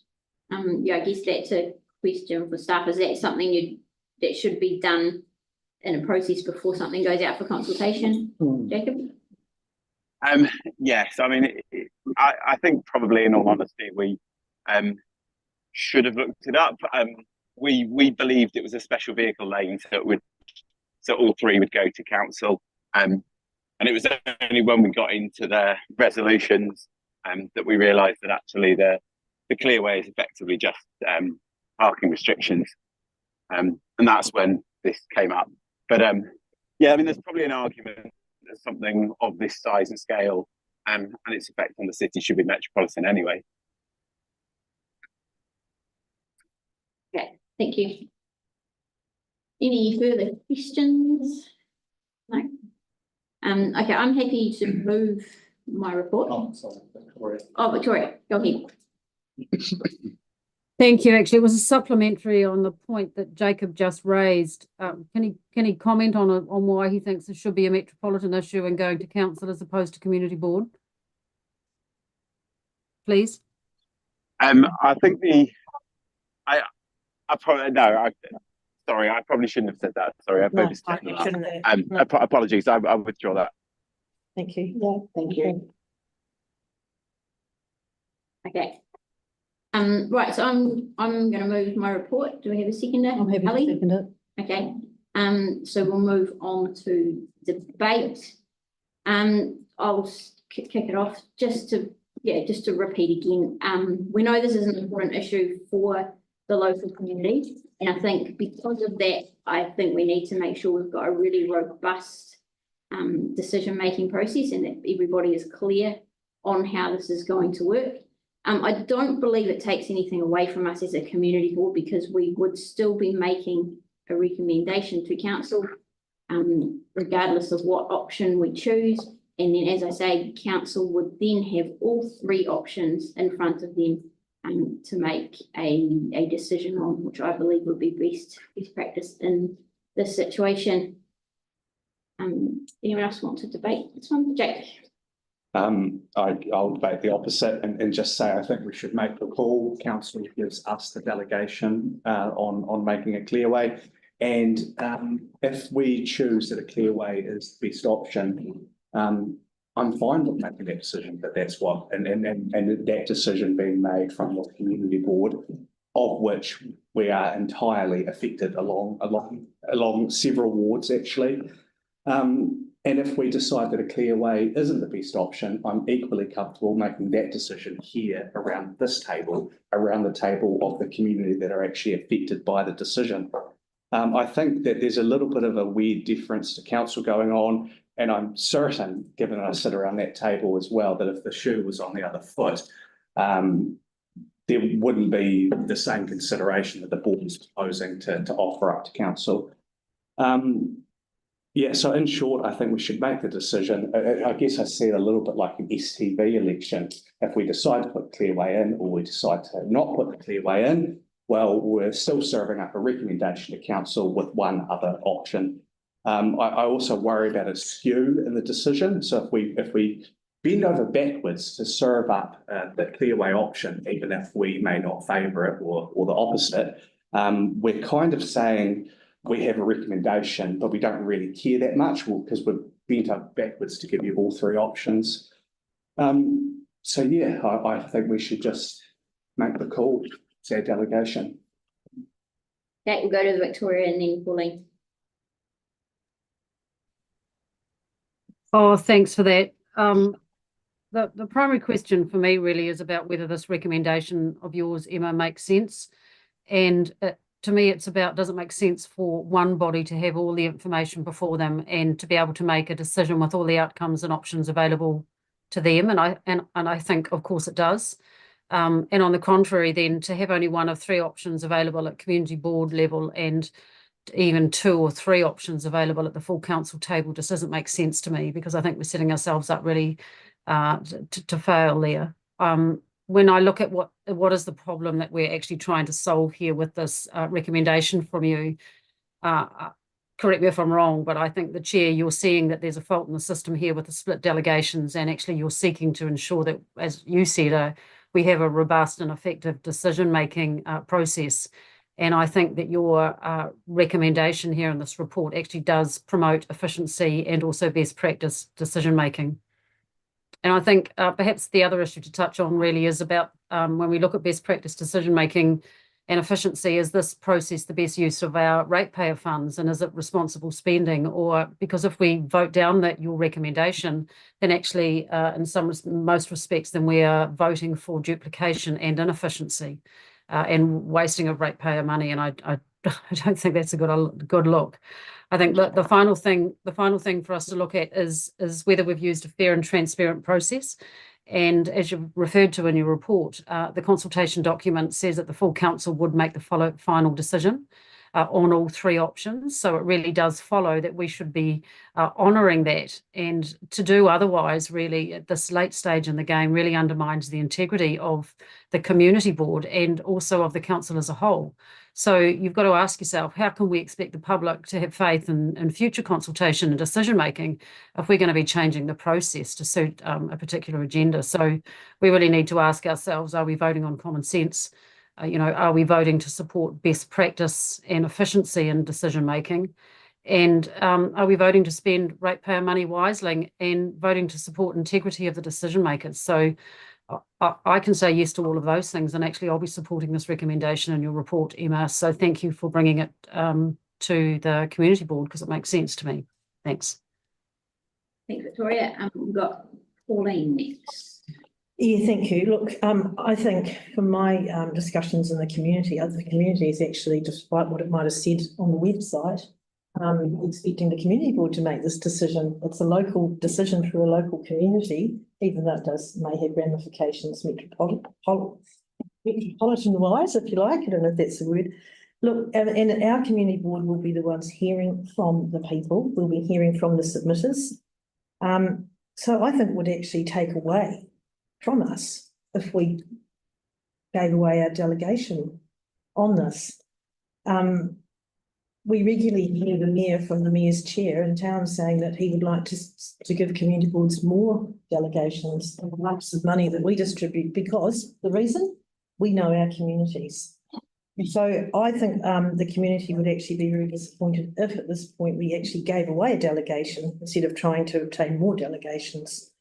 If anything, the ideal outcome would be if the council was to hand over the delegation for the other two to us. So for the bus lane and the T2 to us as well, and that would make one decision-making board. I don't think that is the issue here. If we, when we make a recommendation to council, if they come back with a disagreement with us, I doubt it. There's a very strong will around the council if able to support robust community board decisions. I don't actually perceive that there will be an issue. If there was, I think we could get together around the table and talk about it without wasting ratepayer money. So Victoria, in your comments, you're talking about wasting money, but the recommendation will have to go to council anyway to be ratified for the two options of the Part A. So I don't really think that duplication is an issue. I think I'd like to see this board retain our integrity by retaining our delegation. So I can't support the recommendation today. Sorry, Emma. Thanks, Pauline. We'll go to John, Simon, Ellie. Go ahead, John. Thanks, Emma. Yeah, I favour leaving the process as it is. I think we should be unafraid to make this decision. There's nothing wrong with us processing things down to a narrower consideration set for council, which we can do as a community board based on our specific and our granular knowledge of the situation that we've been studying this one for months and months and months, our knowledge of the situation, the area, and the full set of submissions that we'll be looking at in November. And moreover, why would we evade the first phase of a decision or a recommendation that runs top to bottom through our board area and surrender it to decision makers who are in other parts of the city? In summary, it seems perfectly natural and just and fit and somewhat efficient that the first phase of this decision is processed through the community board in a way that's reasonably irrevocable. And I don't feel comfortable with us surrendering our right to do so. Emma. Thanks, John. Simon. Thank you. I'm a fan of a decision being made by a body that has all three options, but Pauline, you've beaten me to the punch with the suggestion that the council transfers their delegations to the board. Great minds. Absolutely. Yeah, I've been turning this over since thinking about this. What was communicated through the website and to our board was in error, and I don't think we should be giving away a delegation on the basis of an erroneous communication.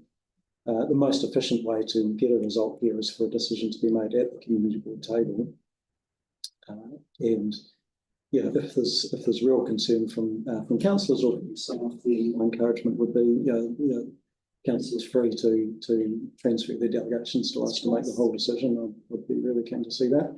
Yeah, we've got a central government that says it believes in localism. We've got a mayor, as I've said, Pauline, who believes in giving more powers to community boards. So here's a great opportunity to do it. Yeah, thanks for bringing the issue up, and it's an important one for us to resolve. Thanks, Simon. Ellie. I know we're in debate, but one of the issues that's been raised by two here is this matter of the council transferring to the community board. Is it appropriate to ask if that's possible? Because my position on this is that I don't want to be going us considering one, back to council considering two. I mean, it's just messy. So I would be supportive of one group considering all of them, whether that's council or the community board. It doesn't bother me. We're not giving away a delegation. The delegation is as it is. I don't understand the statement that we're giving away a delegation.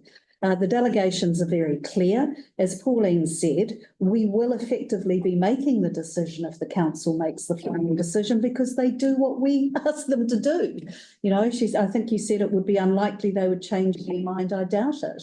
So I'm really confused by some of the arguments around the table, and forgive me if it's being unfair, but it sounds a little political and grandstanding. It's not about us. This is about our community. And in fact, it's not about some of the others around this table's community. It's about the road that's round the corner from me. It's about the road that's round the corner from Emma. It's not far from where you are, Pauline. And I know we are a board, but this actually is my community around the corner. So appreciate the input from the other members of the board, but I think we do need to pay cognizance to those who live in this community and are being affected by it. It hasn't been months, John, it's been years.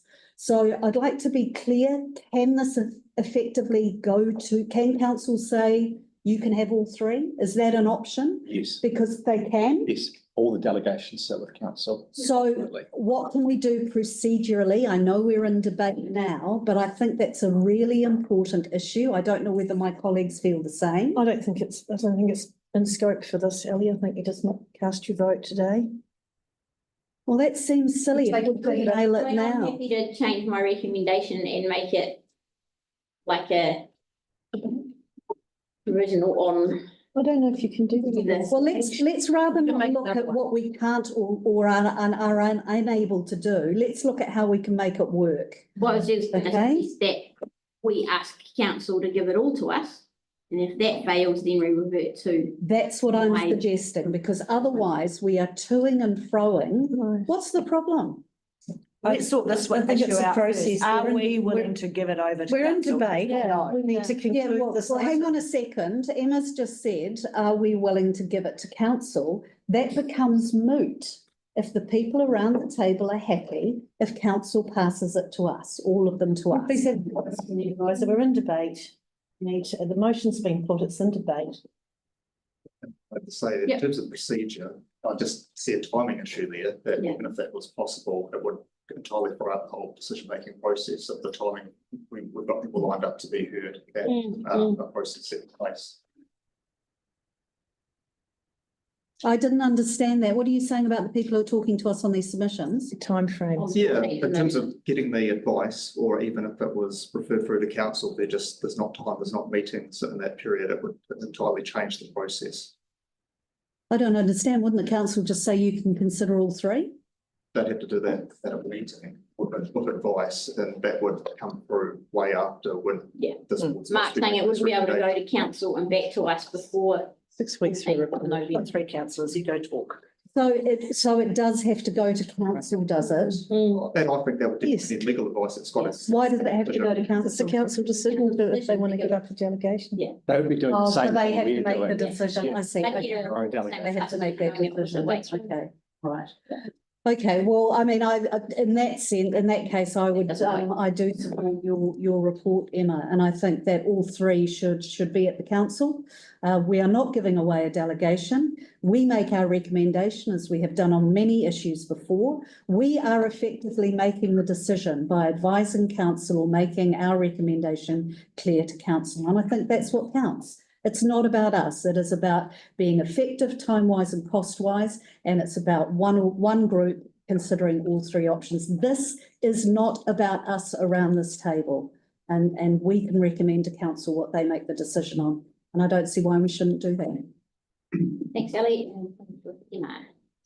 I suppose, yeah, it's interesting. I've been listening to the words. I've been listening to the words that have come up. You know, best practice. Well, basically, best practice was first. If we were talking about best practice, we would not be here for a start. And also, let's remember this area of the Dent was left off the metropolitan plan, so that this area didn't have to go through the Environment Court process. And this bit of this plan was left up to the community board. It was put in our hands to make sure that the right thing was done for the community, and I think putting that over to the council is disrespectful to the community. Just to conclude, my viewpoint on this is that we are elected by our community and we are accountable to them. And now this is a tough choice to make, sounds like it from last 15-20 minutes, and we should not shy away to stand for our community. And I am directly impacted by, I live next to the same road.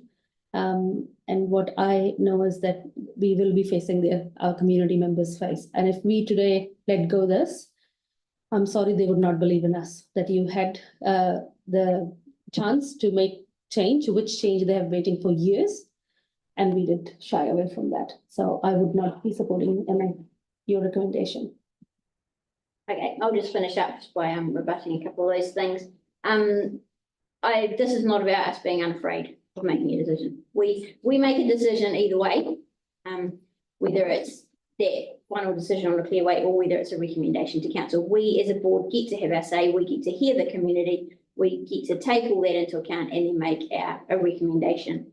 And I would be all for council giving us the delegations for all three, if that gives us all three options. I just think the main reason behind this is I believe the final decision maker should have all three options in front of them to make the best decision possible.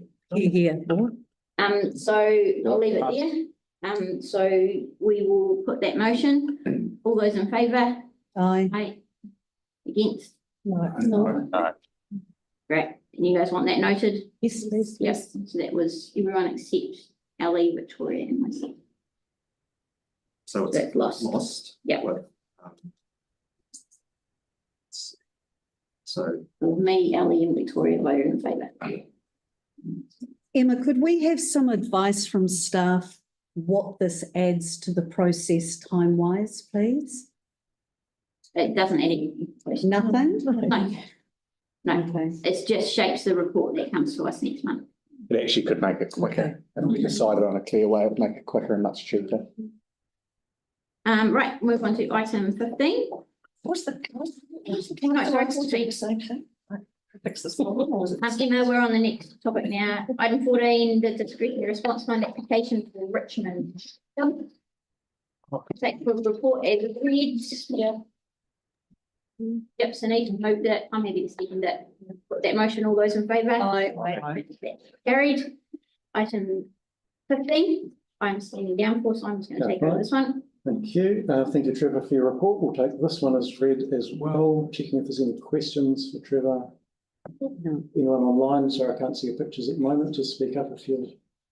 I'm happy to move it. Ellie has moved it. I'll second it. Sunita has seconded it. Any debates? Yeah, I just think it's always really nice to see some applications for cultural things. So much seem to be doing so much for sport, so it's refreshing to see something like this. Thank you. Yep. And on the sport. Speaking as a past parent and past board member of Casebrook Intermediate, it's, you know, I've watched over the years this as a local culture festival, like, you know, watched it develop. It's a really positive event for the whole community, so I'm really happy to support it today. So anybody else? All those in favour? Any against? That is carried. Back to you. Excellent. And as a current parent and current board member at Facebook, that is awesome. It's an amazing event. So I'd encourage board members to come along and check it out. Item 16 is discretionary response fund application from Maris Albion Rugby Club. Question. Ellie's got the big difference between the amount requested and the amount approved or recommended. Amount requested 7,000.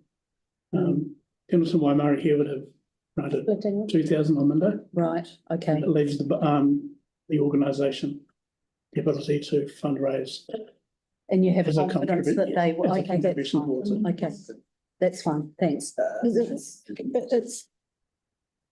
It's unusual for us to fund 100% anyway. Yes. We have done, but It's a contribution towards the. Yeah. right. I'm happy to move that one. Do we have a seconder? Put that motion. All those in favour? Aye. Aye.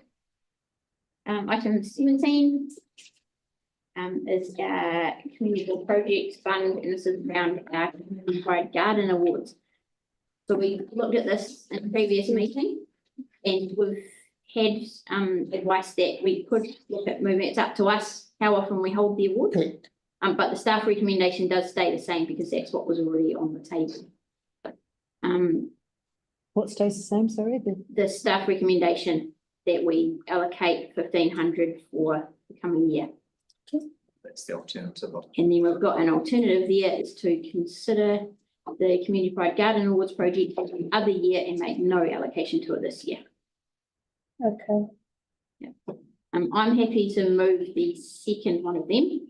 We move it to every other year. I'll second that. I'll second it. Debate on that one.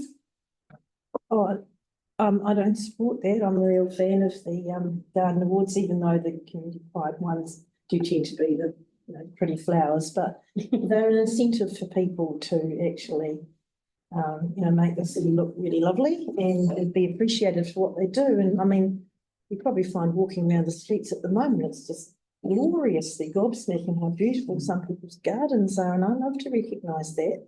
So I think we're coming out of the kind of dark days. I think we could start doing these every year again. I know it's a big effort, but it's not a lot of investment from us for something that's a great benefit to recognise what people do, make our city beautiful, which is why they were started in the first place.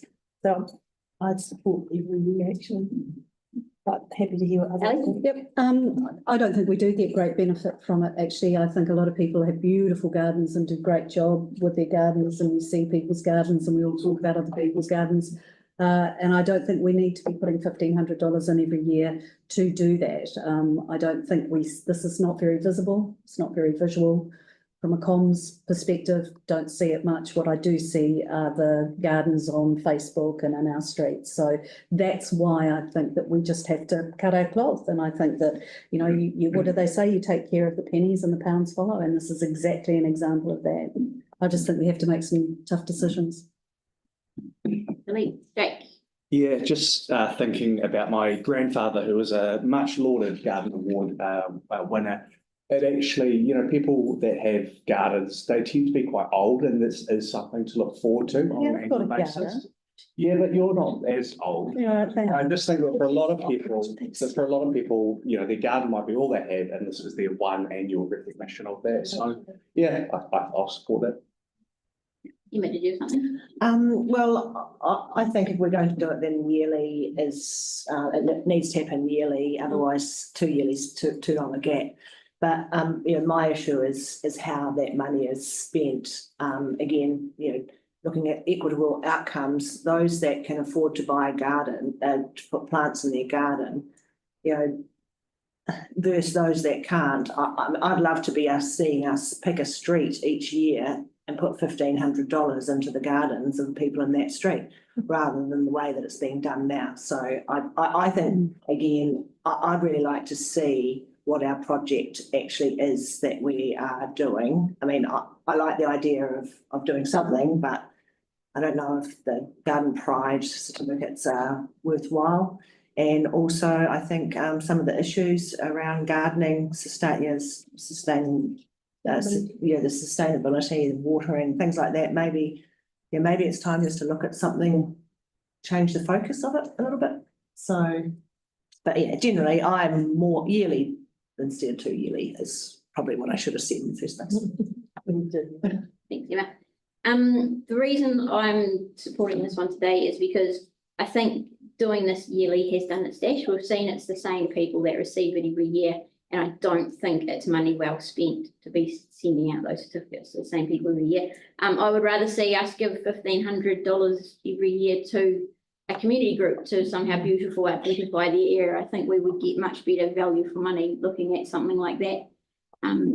I do agree. It's nice to recognise people, but I don't think it needs to be done every year, and that's why I'm supportive of making it every other year. Anyone else? Do we have an option of just flagging it? Well, we'll see if this one passes. I have seen a first-hand significance these awards have got in people's life, not just creating green space, but in terms of having food on the table. So I'm talking about elderlies who are left by themselves, alone living.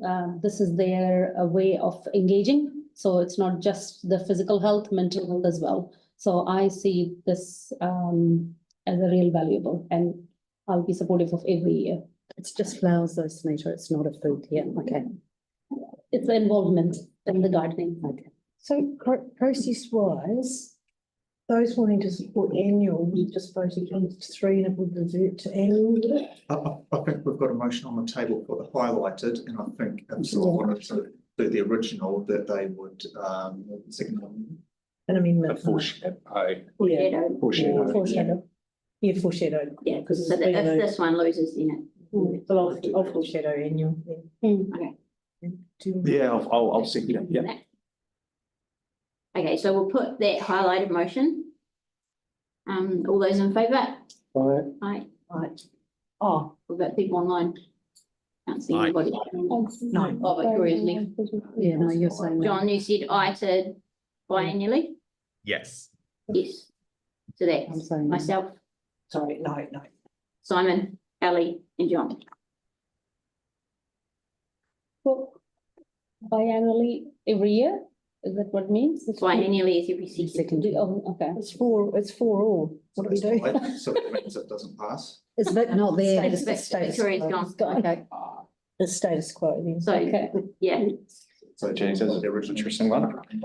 Weirdly. Put the foreshadowed motion. yeah, we'll put the foreshadowed motion, which is holding it every year. With the rest of the substantive, is it? All the rest of the substantive was with both of them. Oh, is it? Okay, sorry. Yeah, so I should have made that clear before. So now considering allocating the 1,500 for next year. So we'll put that motion, all those in favour? Aye. And that I'm was just showing my hands too much. John, Pauline and Sunita. John, you're a no to that one? Sorry, I'm actually a yes to both, to either, but if I'm allowed to. So that's tied. You're not helping, John. So hang on, hold on. Where are we up to? Do that one again. She's just putting the foreshadowed motion with. I'm putting the foreshadowed motion, which is allocating funding for 2025. Yeah. Okay. Yeah. So going for that motion, we're allocating funding for this coming year. Okay, that's fine. About what we. If nothing carries, the status quo remains anyway, so just wondering how you want to do it. That's what I would The have thought. status quo is No, it's not. there's not, because we haven't allocated. Oh, okay. You know, it probably helps if you go with it. Yeah, Oh, but yeah, if- yeah. Put your hand up. No, if you vote against this, then there's nothing. Yeah, allocated. no, I'm Yeah. voting with for it. Okay, Yeah. so we've got 5, 4, And 5. John, you were 4? Yes. Yes. Yes, so that's 5, 4 and 3 against, so that passes that one. Every year. Every year. No, it's for 2025. 2025. Yeah, we'll consider again. We'll consider again, yeah. And so can we note that we'll consider how we spend the money next Yeah. year? We have to. That's every year. allocate. No, Every but year it comes to is, us. you know, for ongoing. Yeah, Next year it's come to us and we'll have the same thing. Do we want to spend money on this? Yeah. every year. This is the partnership with the Christchurch Beautification Society, and that's why we started the edible garden. Yeah. To have a different form of gardening awards, but we've kind of lost them as well. Should we have them in to have a discussion with them about? We can maybe do that. in That's a good idea. preparation. Have a workshop maybe, and we can. Right, move on to item 18, which is our area report. Could I I would like to introduce, Yes. reintroduce and introduce. Jason and Hannah. Hang on. I'm like, oh, I'm getting seasick. Inadvertent cataract surgery. We are a full team, so kia ora. This is Jason Chi, sorry, bro. I'll let you introduce. Good everyone, as Stacey said, Jason Chi, I'm the new community recreation advisor. I started, this is my 3rd week actually, so I was on a fixed term with Waitai and I've had the opportunity to come here, so look forward to working alongside you all and yes, we'll see what we can do. Welcome. And reintroduce Hannah. Interesting that you're talking about community gardens because Hannah, that was part of Hannah's remit. So I started here last year as community support and events coordinator, and then I did my time at HHR and I'm back here. So part of my role is organising the marketing for edible gardens and Garden Pride. So I've taken on feedback here and happy to work with the Horticulture Society and Beautifying Association, and any feedback that you want, feel free, you know. Fantastic. Do you want us to, I'm Pauline. I'm Sunita. All right. Hey, I've met both of you, Emma. Emma.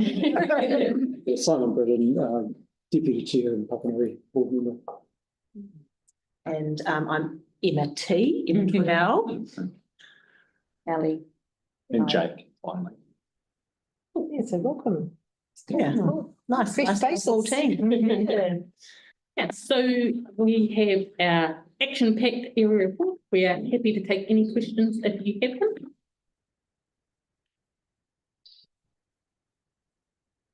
Obviously, once again, a very well-written and thorough report.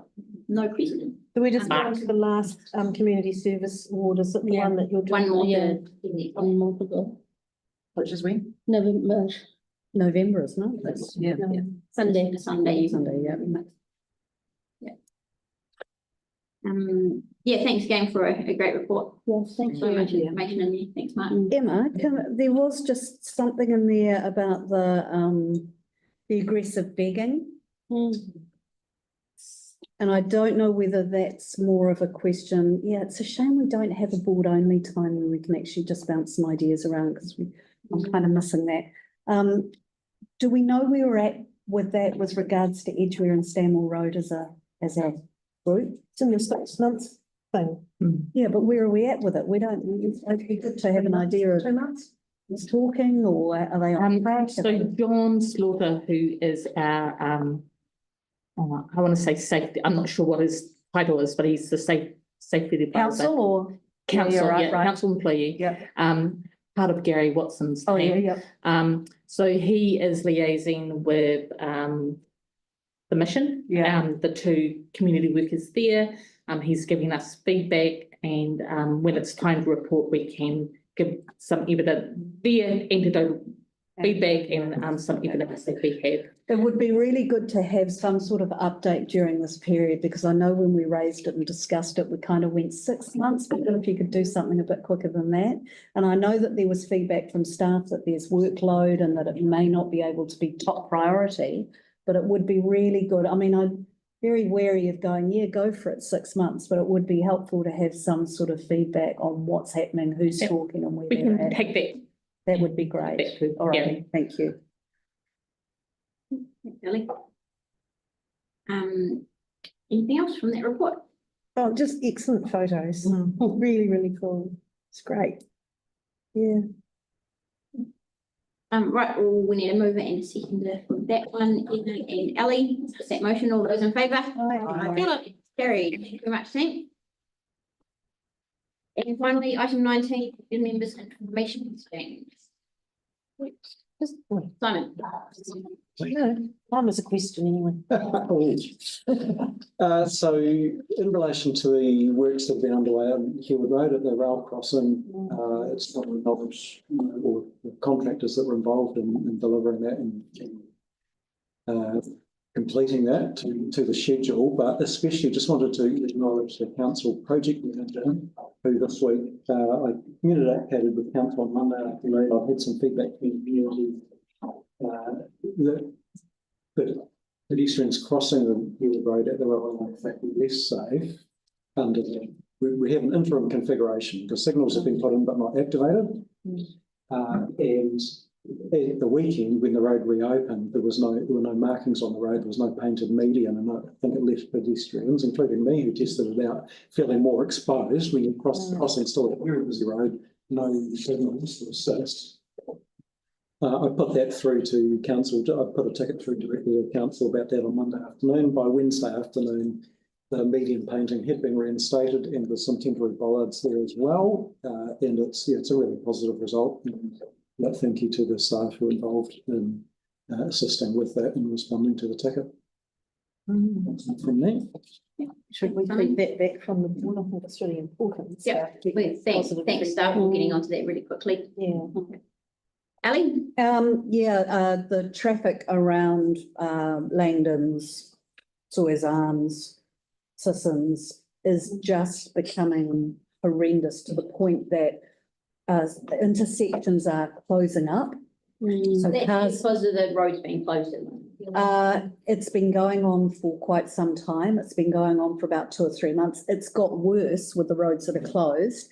I was in the supermarket yesterday and a woman came into the supermarket and said, they're lifting the train barrier arm because they're sick of sitting there waiting and there's nothing coming. There was a fault. Oh, there was a fault Yeah. with the signals, right. But then that started a conversation about traffic. What I want to know is whether there is any ongoing monitoring of the increase of traffic that's happening. I mean, not only down Papanui Road, which is jammed. Well, because if there is an issue with light phasing, which is part of the problem. There's an issue with cars. Emma, please, I'm not getting into that. So there's an issue with some light phasing, especially around this, down here with Frank Street and Main North Road and what have you. That's where traffic's often across the street. It's just that I think we need to be strategic and proactive on what we're going to do. And if we're not monitoring what's happening with traffic and the increase in traffic, then we can't plan ahead and look at whether we can do things better. So I'm really concerned about the amount of traffic also around the roundabout. Ellie, can I just add something to that I noticed today when I was coming up, that there's a big sign in the bus lane, blocking the bus lane opposite Northlands to say Langdon's Road, no exit at the crossing. It makes me wonder what happens in peak hour in the morning when the bus has to come out into the. And surely, and cyclists, surely that sign could, I mean, can't go on the footpath, it's on wheels, but you know. We need to make Christchurch two-story. Yeah, no, I think you're right. One of the issues that I have is that I don't think that people, and by people I mean staff officers and others who are doing the work, are driving around and looking at what's happening in real time. And if they are, then I'm surprised stuff's not being done. Because I think there needs to be, as Pauline has identified, she's actually seen something. I think getting in a vehicle and actually having a look at what's going on at certain times of the day would make a big difference in informing what we could do. So I just raise it as a general issue because we can ask that question about. That would be great. Yeah. The other issue is just, or not issue, I went to the meeting at Empowered Church, which by the way is looking amazing. So not a new build at all. And I knew they hadn't rebuilt, but they just have essentially created this new building. So it looks amazing. They had a break-in and had, I think it was air conditioning units stolen worth $20,000.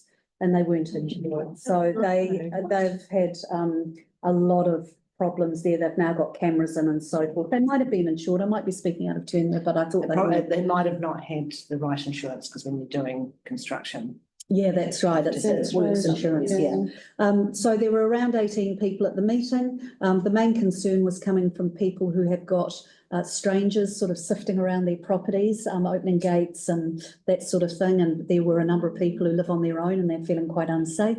2 serious attacks down Springfield Road and around that area in the last, I think it's 2 months, a young woman who was attacked and an elderly woman who was attacked.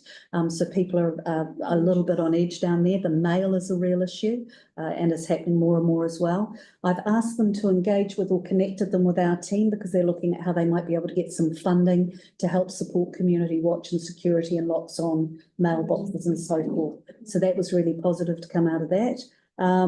They also have a very large piece of land next door to the church that they're turning into a disability playground. So that was very interesting looking at that. And so again, I've asked if they could liaise with us on that because it's been one of the, and I mentioned Joe Byrne, and because it's one of those issues that we've talked about a lot and it'd be great to do something as a partnership. But a really engaged, it's called the Community Focused Trust, which I haven't had anything to do with before. And Susie, who's new there. And yeah, doing some really good work. So we fund them. Yeah, no, I knew we'd done that through funding. Food thing, yes, exactly, yeah. Did they got the supermarket thing going, did they say? Because that's what they were trying to get. They've got it at the house next door to the church. Oh, cool. Right, okay. So yeah, it was a really good meeting, yeah. Cool, thanks for that update, Ellie. That was good to know that Roy was in that. Yeah, great timing. I did suggest Susie come today, but she obviously couldn't. I thought it would be helpful for them to meet, but yeah. That's been going on for years, that the letterbox things. We constantly. Recently, I mean, did you set up your street? Because that's where I see it. It's all the time. At the community centre, we probably get someone in there at least once a month complaining about it. Wow. Yeah. One thing that I was going to suggest that we look into is there was a really good initiative done by the Whenus and Waimaori Herwood Board over in Russley with community safety and giving out information. They did like flyer drops and they got really good community buy-in. I wonder if maybe something like that we could sort of model what they did. That's a great idea. Something like that. And also doing it proactively rather than reactively. Can we ask them so we're not reinventing the wheel? Yeah, Yeah. we can, that's a good idea. Yeah, because they've come up with the model, it's just using the same thing. Cool, anyone else? Just a comment on the visit to Rehua the other day, and compliments to people who organised that, and I guess we'll feed back to them. It would be nice to feed back to them, thanking them for their hospitality. It was really lovely, wasn't it? Yeah, it was. And amazing kiting, and it was just really lovely. So yeah, well done. Thank you. Thanks. Only thing that I was going to bring up was, it came up at our Chairs Forum this morning, is that ECAN, through ECAN at the moment, you can make submissions on the regional public transport plan. There has been some advice come through from another board that wanted to submit on it, that they shouldn't submit because council is part of that. But that doesn't seem to make sense because we submit on other things where council make the decision. So I was just wondering if there's the appetite for members to make a submission on that. It's quite a tight timeframe. It closes the 24th of October. And they've got a workshop tomorrow, haven't they? Yeah. WEA? Yeah, I went to Tuesday nights one. Oh, yeah. Was it? Yes. Or did they have another one? They run into just Right. an evening one and a daytime one. So we can look at maybe. I understood the current legal advice is that without delegation from the council, the board shouldn't, but individual members definitely can. Till that change. So we can't speak normally, the council tells us. Normally you don't, board doesn't submit if council's making one. No, but we submit, like annual planning, we submit on a council. Yeah, but the decision. council's not submitting on its own thing.